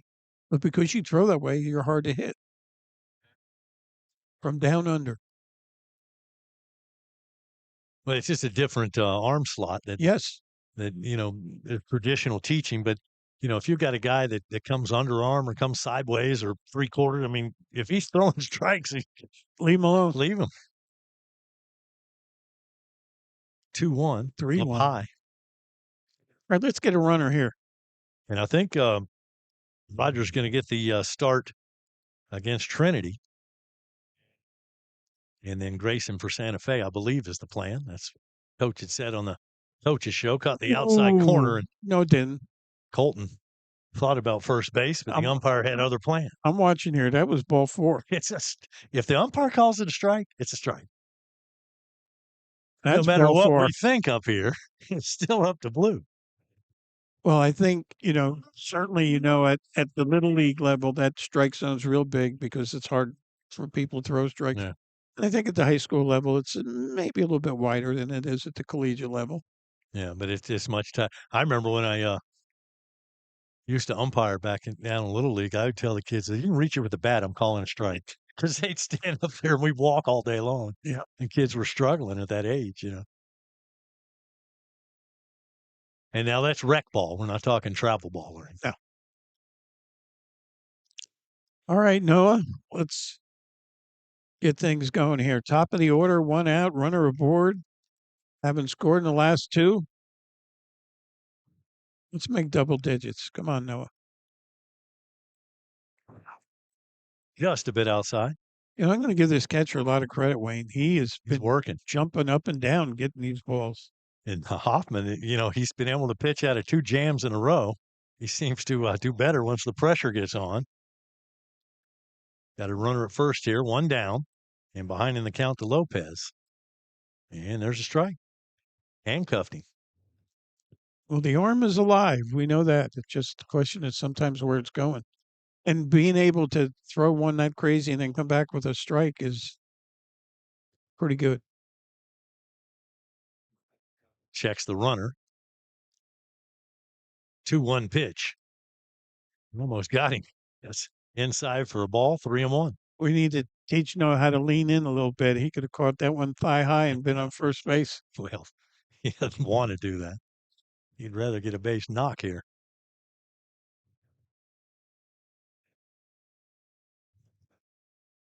Lopez waits for his 3-1 delivery. There it is, and above the second baseman's head. That's going to be a base hit all day long. Station to station, first and second. Suwannee, number 9, Jace Marion. All right, Jace, you got an opportunity here, buddy. Don't press. Jace is kind of due. Yeah. I hate to call it a slump. He's not in a slump. He's 1 for 3 in this game, but coming out last at bat, hitting into a double play. You don't see that much from Moran, but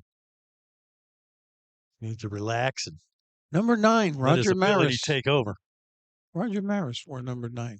Got it left-handed. Was a great athlete. He didn't catch. You tell me Vera was number 8. I think you told me last game. Yeah. Yep. 1-0 count to Moran. Next time you need to kill time, I'll give you the whole lineup. There have been more Yankees since those early days. Yeah, but all the uniforms, I'm telling you, are retired.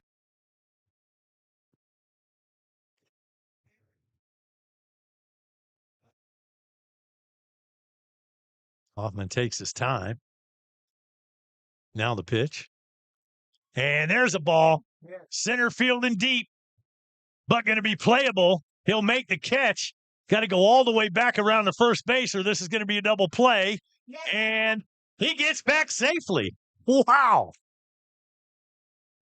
That was unbelievable. And if I'm the coach, I'm coming out and I'm going to ask the umpire, didn't that runner pass the runner? And that's what he is asking. Now, Lopez was around second, and you had Colton who was kind of holding up there, waiting to make sure that ball fell. And let me explain that and rule Lopez, to you. I don't think he passed him, but it was close.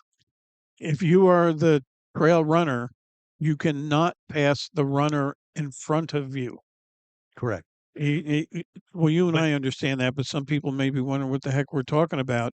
And he was off on the crack of the bat, and we were playing halfway at second base, and But the runner at second was waiting to see if he caught it. Lopez was just off at the crack of the bat. And then once he realized he had to go back, he had to touch second and come back to first, dive it into first, and just beat the throw. And the coach for Newberry comes out and talks about it, but he's not going to get this call.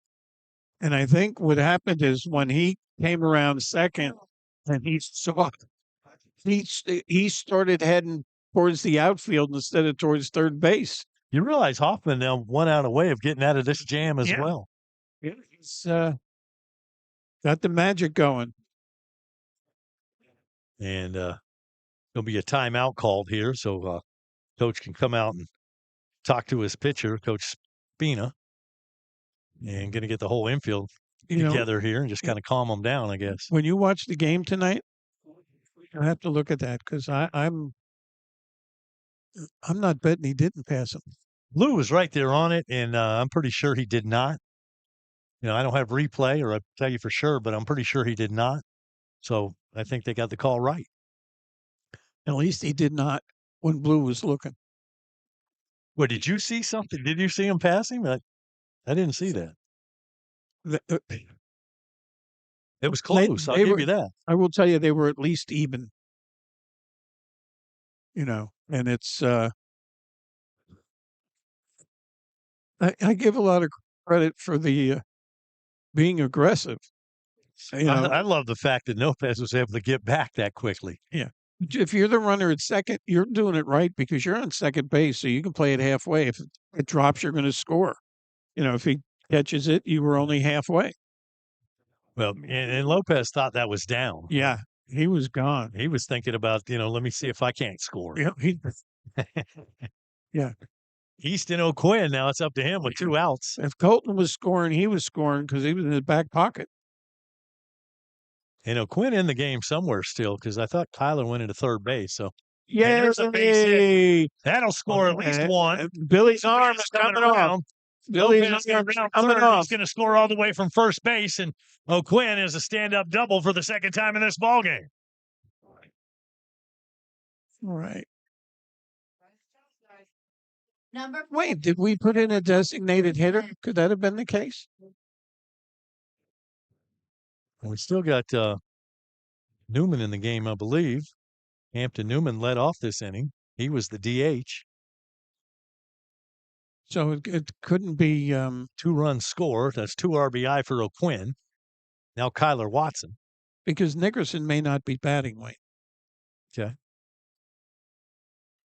Yeah, and there's another one. Gets by the Wave that arm, Billy. Wave that arm, Billy. Another run will come around to score.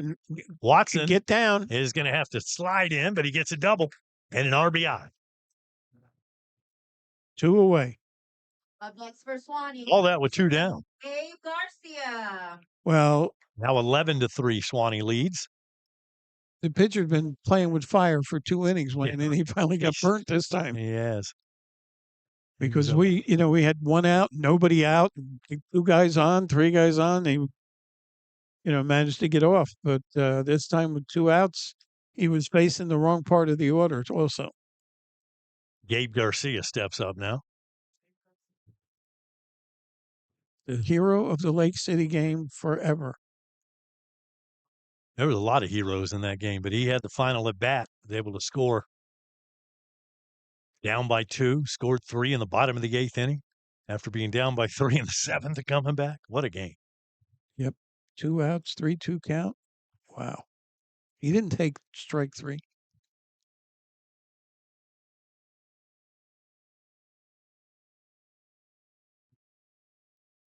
Called strike 1-1. And that's something that, man, you beat yourself up if you take the 3rd strike for the last out of the ball game. The runner's on base. I'll swing. I'd rather fly out or ground out or strike out. Get hit by the pitch. Yeah. But if the swing is still a strike. Wow. Go to third, buddy. Go to third, way outside. Yeah. Wild pitch.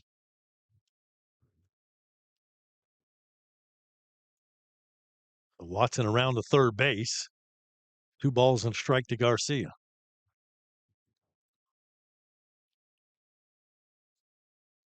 Garcia hitting 271 on the year.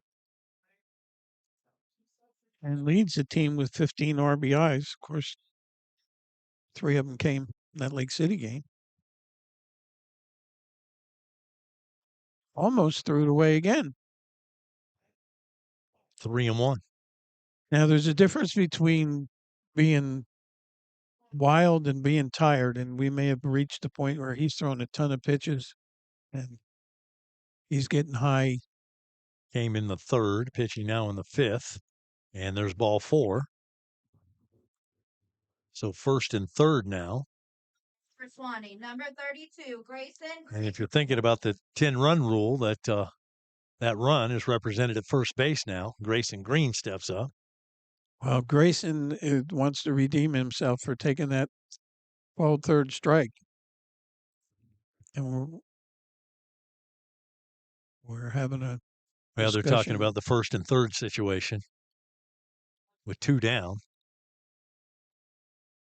The runner on third's got to be alert because this guy is wild. You sending Garcia? No, not taking the bat out of Grayson's hands.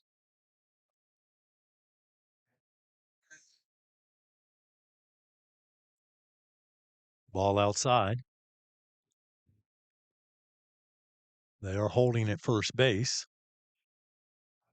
Now, if they weren't holding him, yeah, I'd be running. But they know that's the 10-run rule guy in first. That's why they're holding him. And chopper to second base, fielded cleanly, flips over to first, and that's going to do it. 11-3 is where we stand. Suwannee leading Newberry here on RiverCountrySports.com. Your trusted local real estate partner in Live Oak, Grantham Realty, for all your real estate needs in North Florida.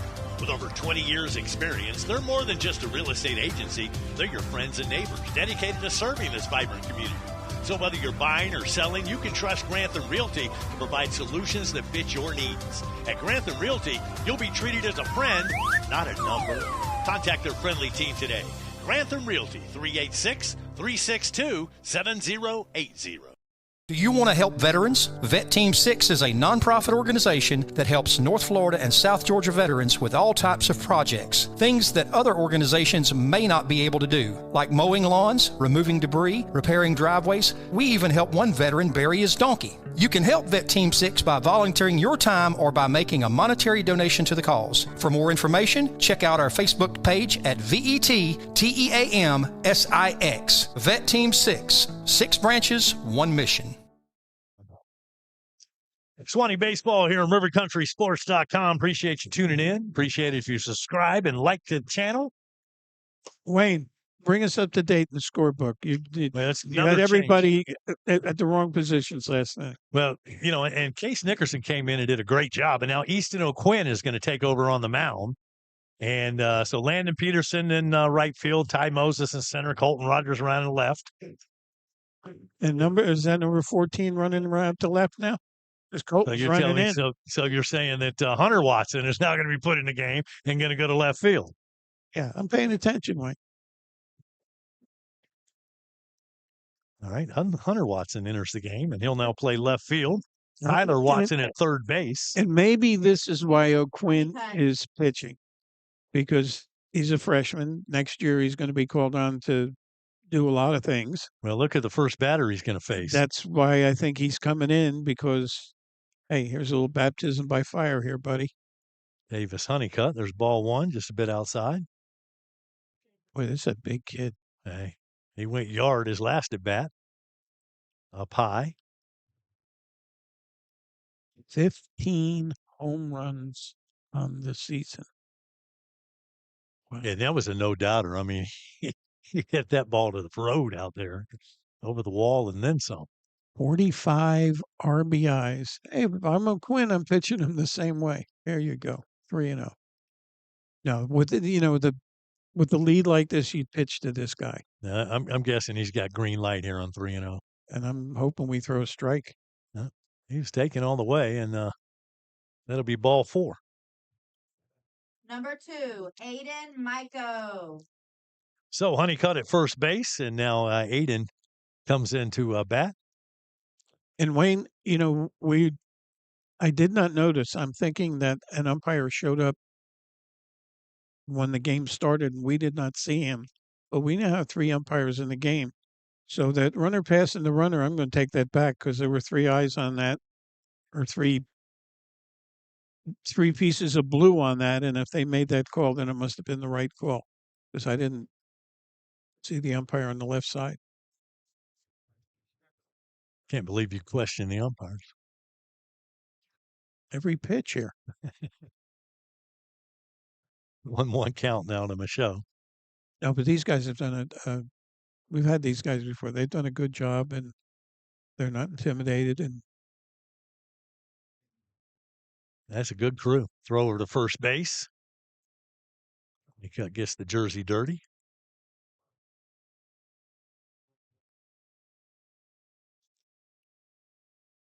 He's not going.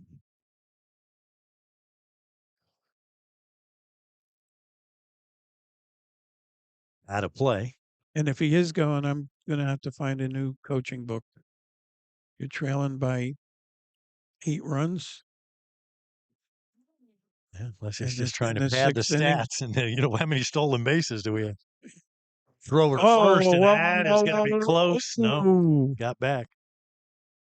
And, a lot of times if you just have the 2 umpire crew, he's not in position to see that, but you had the first base ump right there on it. So what you're saying is if he was in a different position, might have been an out. They got him that time. They did. They got Honeycutt off the bag, picked him off.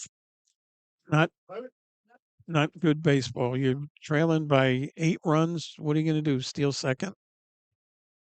And that's pretty good strategy. We're not pitching to you. We're going to walk you, but then we're going to pick you off at first base. No. And this is, a lot of this is learning. 1 and 2, and that's going to be a mile high. Who wants it? I don't. Garcia calls for it. It's drifting on him. Makes the catch. Nice play. That's why they make fungo bats. It's it looks easy, and we call it a can of corn, but it's at that high, the wind blowing a little bit, and you're looking up in the lights. I mean, we saw earlier with Moses losing one on the lights, but Garcia able to make the catch look routine. Trey Priester now to the plate. Got a hit, 1 for 2 in the game. Well, O'Quinn may get himself a 1-2-3 inning. Yeah, with a walk. How about that? Face 3 batters anyway. Perfect inning. See if you can get through this. Nice breaking pitch there. And I guess what they did was they took him off third and they got him in the bullpen. So he got a little warm-up time, which normally he just has to go straight, to the mound from his position. Strike 2. Because he's got the breaking pitch working right now. He's got his whole repertoire. A lot of times you're coming off third base and suddenly you're on the mound. You don't have that warm-up time to get loose. Strike 3 went around. Swing, and yes, he did. And that's going to retire the side. Suwannee leads 11-3, rivercountrysports.com.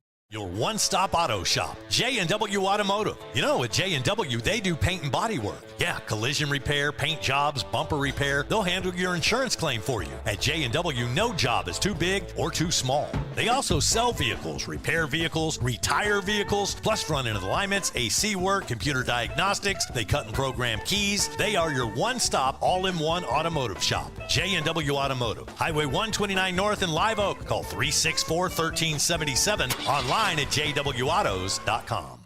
Don't miss the 32nd annual Welborn Blueberry Festival, Saturday, June 6th from 7:30 to 3:30 at Andrews Square in downtown Welborn, FLA. Start with a delicious blueberry pancake breakfast, served from 7:30 to 10:30. This family-friendly event features over 100 vendors, plus live music, a car show, a kids' corner, complete with a petting zoo and pony rides, plus a parade. And did I mention blueberries? The annual Welborn Blueberry Festival, Saturday, June 6th. For more, visit their Facebook page or their website at welborn.cc.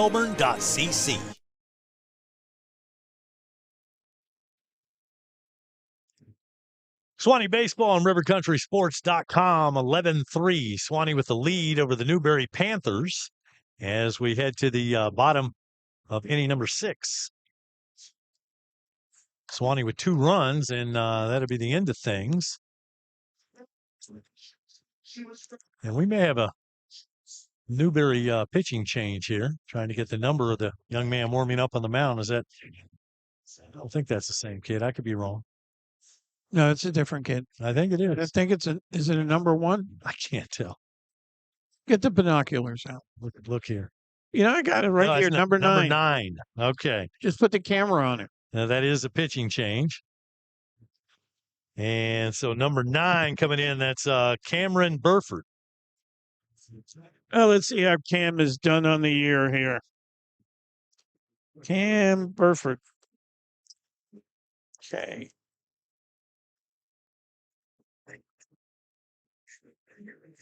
He's 2-0 on the year. This will be his 7th appearance. He's got a save. See how he throws here. He's got 9 Ks and 18 innings, so he'll let you put the ball in play. He's walked 6.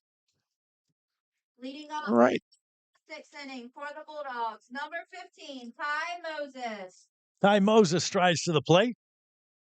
All right. And Suwannee needing 2 runs. 2 that runs. They can wrap this thing up. 2 runs to go home. But they're going to have to do it against a new Panther pitcher as Cameron Burford takes over on the mound. Nice breaking pitch. Yeah, begins with a strike. You can throw that breaking pitch for a strike. That's off to a good start there. Burford pitches from the stretch with nobody on base. And Ty Moses will put this thing out of reach. Second baseman chased it, but just over his outstretched arm and into right field. Now, Wayne, that's Cam. He's got a brother. So I got to make sure I gave you the right stats here. 16, Yeah, there's 2 Burfords There's 2 and also a Burfords. coach. You got a Rhett Burford in there. He was got the third at third base, and All right, I got an R. Burford pitching. I don't have any pitching stats on C. C. Burford. Okay, that could be his first appearance. Now I do have a number 1 on a D. Taylor, who's a pitcher. But this is number 9. It is. And you're probably right because I don't even have him in my pitching stats. Hampton Newman. Yeah. And he could have because JB didn't play today. So Yeah, he could be a call up. Definitely. all speed inside. And they might be coach thinking it's a good time to get him some varsity experience. Oh, absolutely. When you're trailing by 8 runs, you're probably going to lose the game. So let's get some experience for underclassmen. And I think that's why Suwannee trotted out some arms. They wanted to get some guys some in-game experience throwing. So they brought in Nickerson, had a great inning. He did. And brought in O'Quinn, who had an even better inning.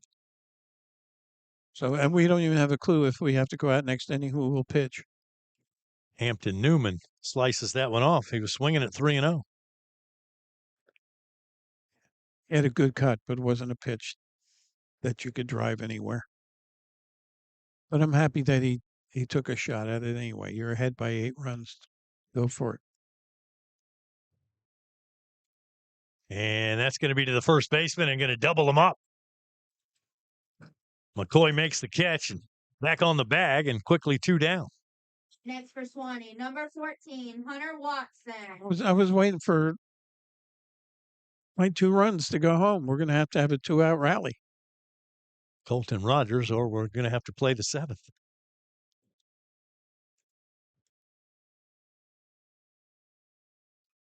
Rogers to second base, and he bobbles the ball and going to run it out there.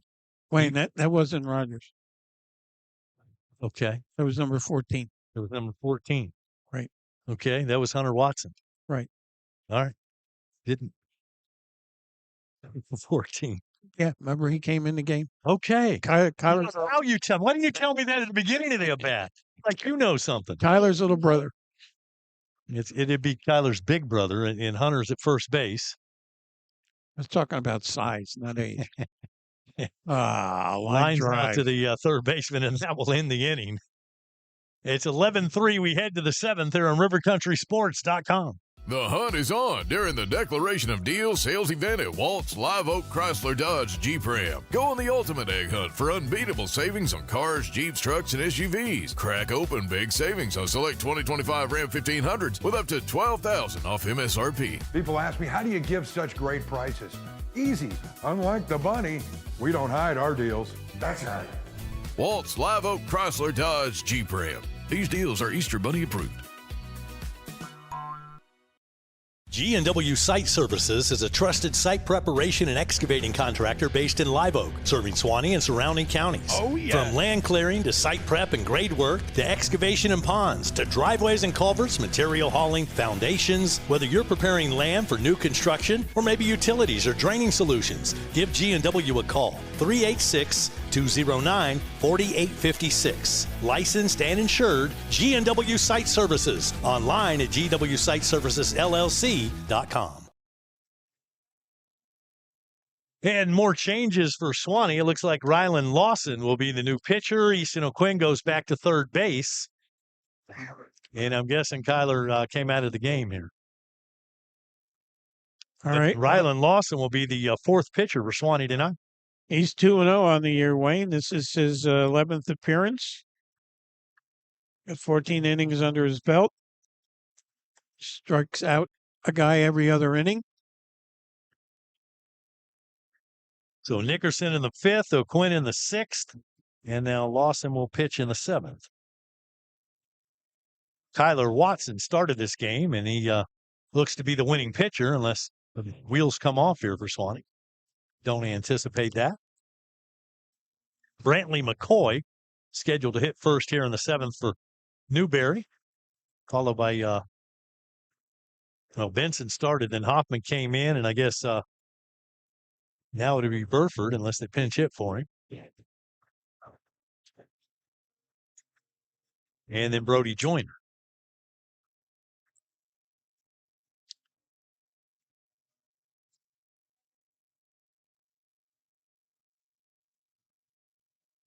All right, Suwannee 3 outs away from victory here tonight.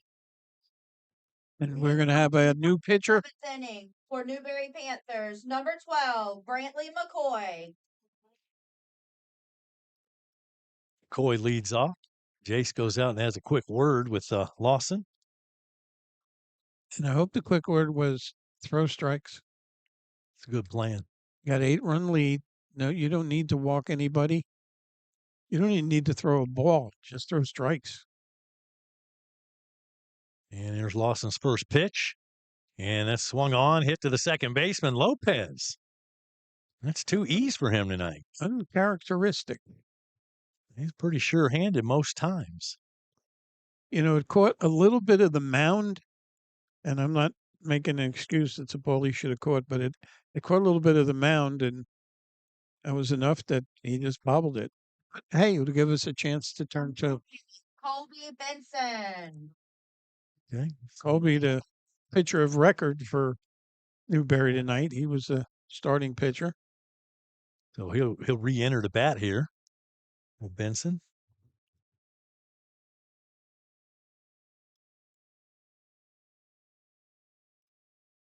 Out of play.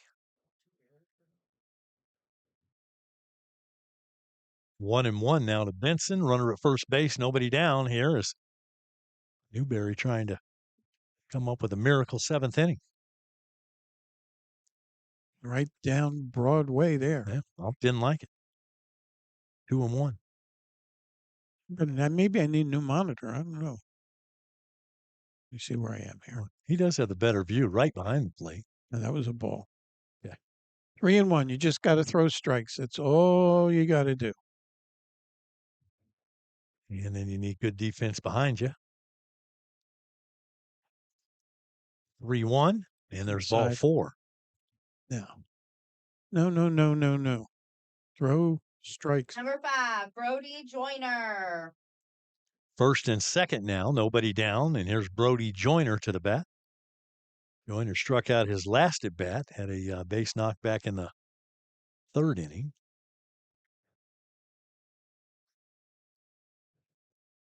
That one fouled back, but that was a strike. That was a good pitch. So 0-1 now to Joyner.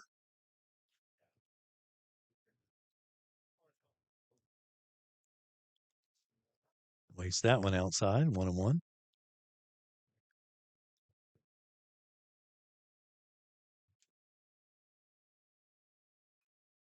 And there's a chopper to shortstop. Garcia goes to second base, gets the out there. Thought about going for the lead runner at third, but then threw to second and got the trail runner. A fielder's choice there for Joyner. And you shouldn't even hesitate on that one. You should just go to turn to 2 with an 8-run lead. First and third now. And here comes Cameron Burford, his first at bat. We can still turn 2. Up high for a ball.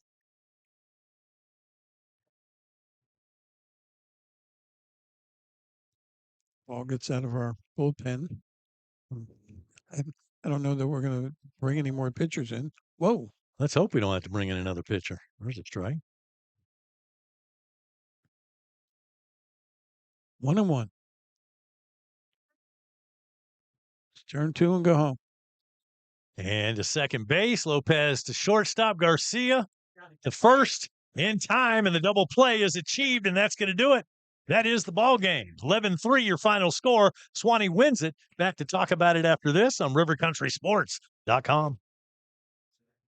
First Federal Bank is your partner in helping your business grow and assist with financial overhead. With person-to-person customer support, top-of-the-line banking services, and digital tools, your money is never out of reach and always safe. For over 60 years, we've been financing community businesses and partnering with growing franchises to provide stability and expansion opportunities. Bank with real people so you can focus on running your business.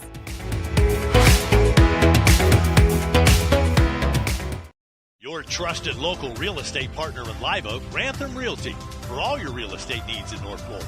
With over 20 years experience, they're more than just a real estate agency. They're your friends and neighbors dedicated to serving this vibrant community.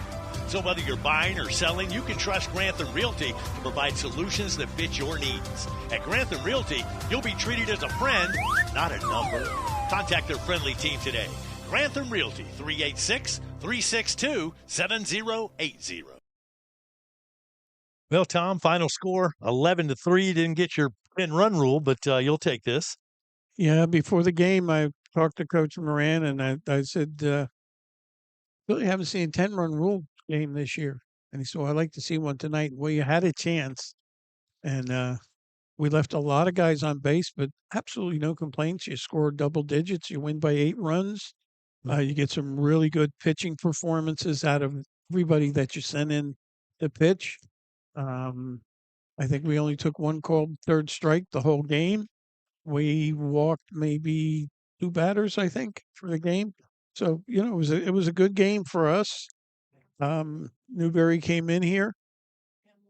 They weren't slouches. They're 2A, but, you know, they beat some team called Lake City. And, you know, they got a guy they got an all-world shortstop. And he hit one out. He was as advertised. And they had some big wins. That win over Columbia, by the way, 12-11 was the final score in that ball game. So, and Columbia beat them earlier in the season. But you know, Benson came out and he didn't have his regular stuff. And Suwannee swung the bats, put the ball in play, and you know, you get off to a 6-run lead. You know, it makes the rest of the game kind of easy. And you know, they followed it up with Mr. Lucky until he finally got caught. I think we left about 7 men on base while he was pitching. And then, like I said, you know, Tyler was on all night long. We didn't blast anything over the wall. You know, we put the ball in play, and I don't know that they made. I don't know if they made any errors. Well, you know, I mean, there was an error on a throw, but not an error to put somebody on base. So, you know, clean hitting on our part, and Billy didn't go crazy waving him in there in the first inning, and we're in station. So I'm happy, and this is a little bit of momentum. You know, Lake City was a game that, you know, was great that we won, and then we didn't win the next game, but now we're winning again, and the playoffs are right around the corner. So that's what you need to do. Well, Suwannee improves to 12-11 with that victory. Newberry slips to 16-6. Suwannee with 2 regular season games left this week, and then we get to the district tournament and into postseason play. Trinity Christian Academy will come in here on Thursday That's a 7 o'clock start. And then Santa Fe comes in here on Friday. That'll be senior night. And again, 7 o'clock first pitch for those two ball games. So let's bring the crowds and cheer on these Bulldogs. It seems to me, and correct me if I'm wrong, they're playing their best baseball at the right time of the year. They're playing their best baseball when we're doing it on River Country Sports. You think that's the secret? Except for the one no-hitter. But other than that, the Lake City game was, the miracle in the non-Meadowlands. And, tonight, we just, bats are on fire and just about everybody got a chance to get a hit or score a run. So, I'm hoping that, we got some playoff games here to do. And these guys, do their winning ways. You play a whole season and, hey, they're only, game over 500 or whatever. The real season starts when the playoffs come off. Yeah, no doubt about it. I mean, everything resets and then you begin competing for a state championship. Like the NBA. Well, yeah. Well, they started all these play-ins and all that stuff, but yeah, kind of. Yeah, this is the April Madness. Your favorite sporting event, if you were to pick one? I mean, Super Bowl, March Madness, Masters. 7th game of the World Series. 7th game of the World Series. All right. Anyway, great win tonight as the Suwannee Bulldogs get the victory over Newberry. Back to talk with Coach Moran right after this timeout on rivercountrysports.com. Looking for a quality building that will last, that will add value to your property, that will weather the storm? Look for Elite. Elite Outdoor Buildings has exactly what you're looking for.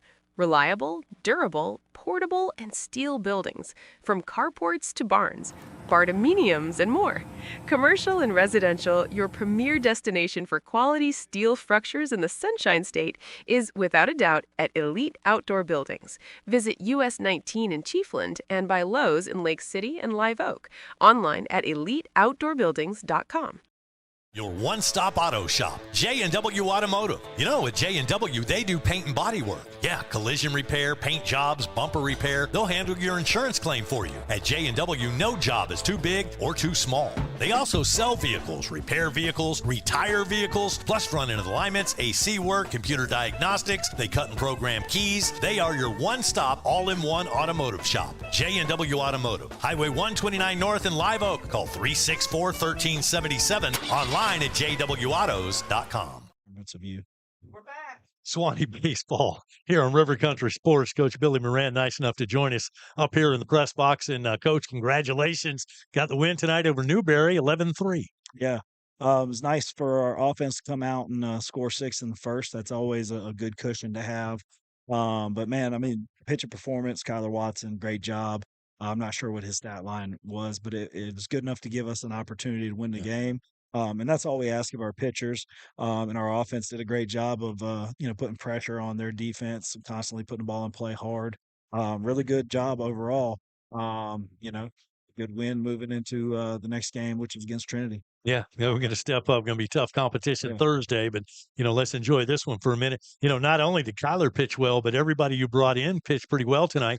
Case Nickerson pitched a nice inning.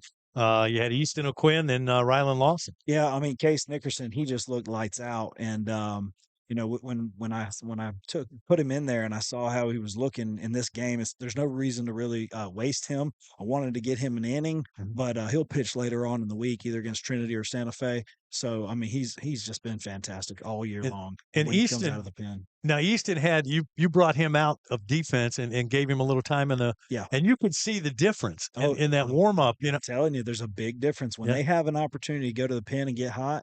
They usually come in pretty sharp, and that's what we did. And that's the great thing about having the numbers that we have. We're able to sub a guy out, put him in the bullpen, give him plenty of opportunity to get warm, and he came in super sharp. Yeah, it was a great win tonight. And it's just fun when you get that 6-run lead, and it just seems like everybody's relaxed now. Let's just play some ball. Yeah, I mean that was kind of the feel, and we had a lot of hits right there with runners in scoring positions, and man, you guys know me, I like to send them, but all I could think about was Tom telling me, we're not sending guys, we're not getting guys thrown out at home plate. And so I just had Tom's voice echoing in my head. So I was holding up runners. And heck, that's probably the reason why we scored so many runs. And I'm up here in the booth saying, put your arm down, put your arm down. Yeah. Now, let me ask you a question here. We're watching the game, and I see this guy who I thought was a coach for them because they have a little bit of a structured view. Where'd the third umpire come from? Oh yeah, we started the game with just the one, but the other one was in the locker room. He came out, so yeah, they're getting close to the playoffs, and playoffs are usually 3-man crews. Right. So they're the umpires are getting their practice in just like we are. So for the playoffs, they'll absolutely have 3 umpires. And speaking of the playoffs, do we know anything yet on district when we Yeah. might be playing and Yeah. where we might be playing? So the districts has us. We are the number 1 seed, so we will in fact be hosting Wednesday at 7 o'clock here. We'll play the winner of Wolfson and I think Stanton, Okay. and then if we win that, we will play Friday. That would be the district championship if we win the first game. So Okay. And yeah, so we're in the championship game. I'm well, just going to pencil this in there. we could schedule it, but we have to win that Tuesday or that Wednesday game. No, I And it's- understand. I understand and what you're anything saying. happens in the postseason. So That's true. we just we This have team to is be built for postseason play. we Yeah.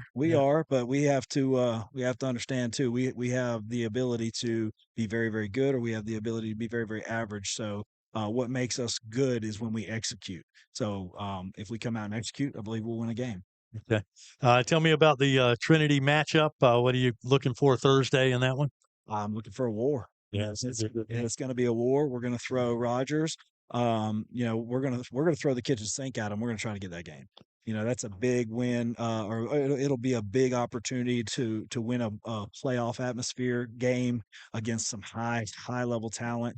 And we are looking forward to it. I specifically scheduled them in the last week so we could get a real live look at what a playoff situation is going to look like, because their starting pitcher is going to be able to go, our starting pitcher is going to be able to go, and it's just going to be a battle. Hey, I got one more question. Sure. We know the rule. You know the rule. You can't pass a runner on the base pass. You're Yeah. over in the third base box. Maybe you had a better view than I did, but just tell us how that went down. So obviously off the bat, we thought that ball was probably going to go over the center fielder's head, but that headwind on a left-handed bat just kind of beat the ball down. And Lopez was on first. He thought it was down. He was going. So Lopez did not pass Rogers. When the ball was caught, Lopez was smart enough and baseball savvy enough to know that he needed to retouch second and go back Right. to first. So the ruling is if he passes that runner, then the runner that passed him would be out, not the head runner. It would be the runner that made the infraction, which would Got be it. the tail runner. So, but he did not pass him. Great thing is, and I gave you guys a shout out.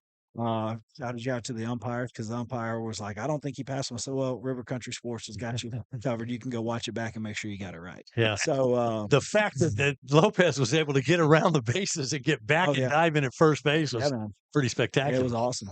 It was awesome. Yeah, it did a great job, and heads up baseball to retag second and go back to first. So just smart baseball. I just thought he picked up his third base coach. No.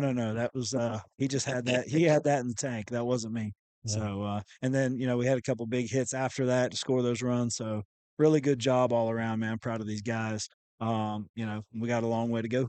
Finally, one more comment. Sure. Senior night was scheduled tonight. We rescheduled that. Yeah. So that's going to be the Santa Fe game Friday? Yeah, man. I mean, we were looking at probably 11 o'clock, 12 o'clock today. We were really considering possibly canceling this game just because it did not look like it was going to clear up, and it did not look like we were going to get any sunshine. And, I just asked the other coach to kind of, hang tight and be patient with me. I really would like to play this game. And we put the spike drag on the clay. The wind started blowing. It stopped raining. Cleaned it up nice, and we were able to get the game in. But I wasn't super sure about what the what kind of shape everything else would be in. I didn't want the parents to be out here rainy and cold for senior night, so it was just easy for us to move it to Friday afternoon for that Santa Fe game. So Well, that's what we're gonna do. nice work on the field. I mean, it looked great tonight. Thank you. Yeah, I felt like the field looked pretty good. It handled the rain well. So We got- painted the bases. I Yeah. was there for the base Yeah. painting. we got a really, really good field maintenance crew too. Those guys get after it. So All right. Hey, congratulations once again, getting the win tonight, 11-3 over Newberry. thank you guys. Go Dogs. All right, go Dogs. All right, we want to take one final timeout. We'll be back to wrap up the broadcast after this on rivercountrysports.com. Don't miss the 32nd annual Welborn Blueberry Festival, Saturday, June 6th from 7:30 to 3:30 at Andrews Square in downtown Welborn, FLA. Start with a delicious blueberry pancake breakfast, served from 7:30 to 10:30. This family-friendly event features over 100 vendors, plus live music, a car show, a kids' corner, complete with a petting zoo and pony rides, plus a parade. And did I mention blueberries? The annual Welborn Blueberry Festival, Saturday, June 6th. For more, visit their Facebook page or their website at welborn.cc. Your trusted local real estate partner in Live Oak, Grantham Realty, for all your real estate needs in North Florida. With over 20 years experience, they're more than just a real estate agency. They're your friends and neighbors, dedicated to serving this vibrant community. So whether you're buying or selling, you can trust Grantham Realty to provide solutions that fit your needs. At Grantham Realty, you'll be treated as a friend, not a number. Contact their friendly team today. Grantham Realty, 386-362-7080. And back here at the ballpark, ready to wrap up the broadcast. Tom, final thoughts, tonight's game? Hey, great game. It's always a great game when you win. Kyler, that's his 6th win of the year. I think we have 12 wins as a team. So, when you got half of your team's wins, that's a pretty good deal for pitching. And he had a great outing. And, saw Nickerson. Billy commented on Nickerson's game. And if those guys can throw like that, and Grayson can be on, you have a chance to go somewhere in the playoffs. But the other side of that coin is we're going to look at kids just like that when we get to the playoffs. So you got to be able to hit. And tonight we put the ball in play, and we won, and that was a great thing.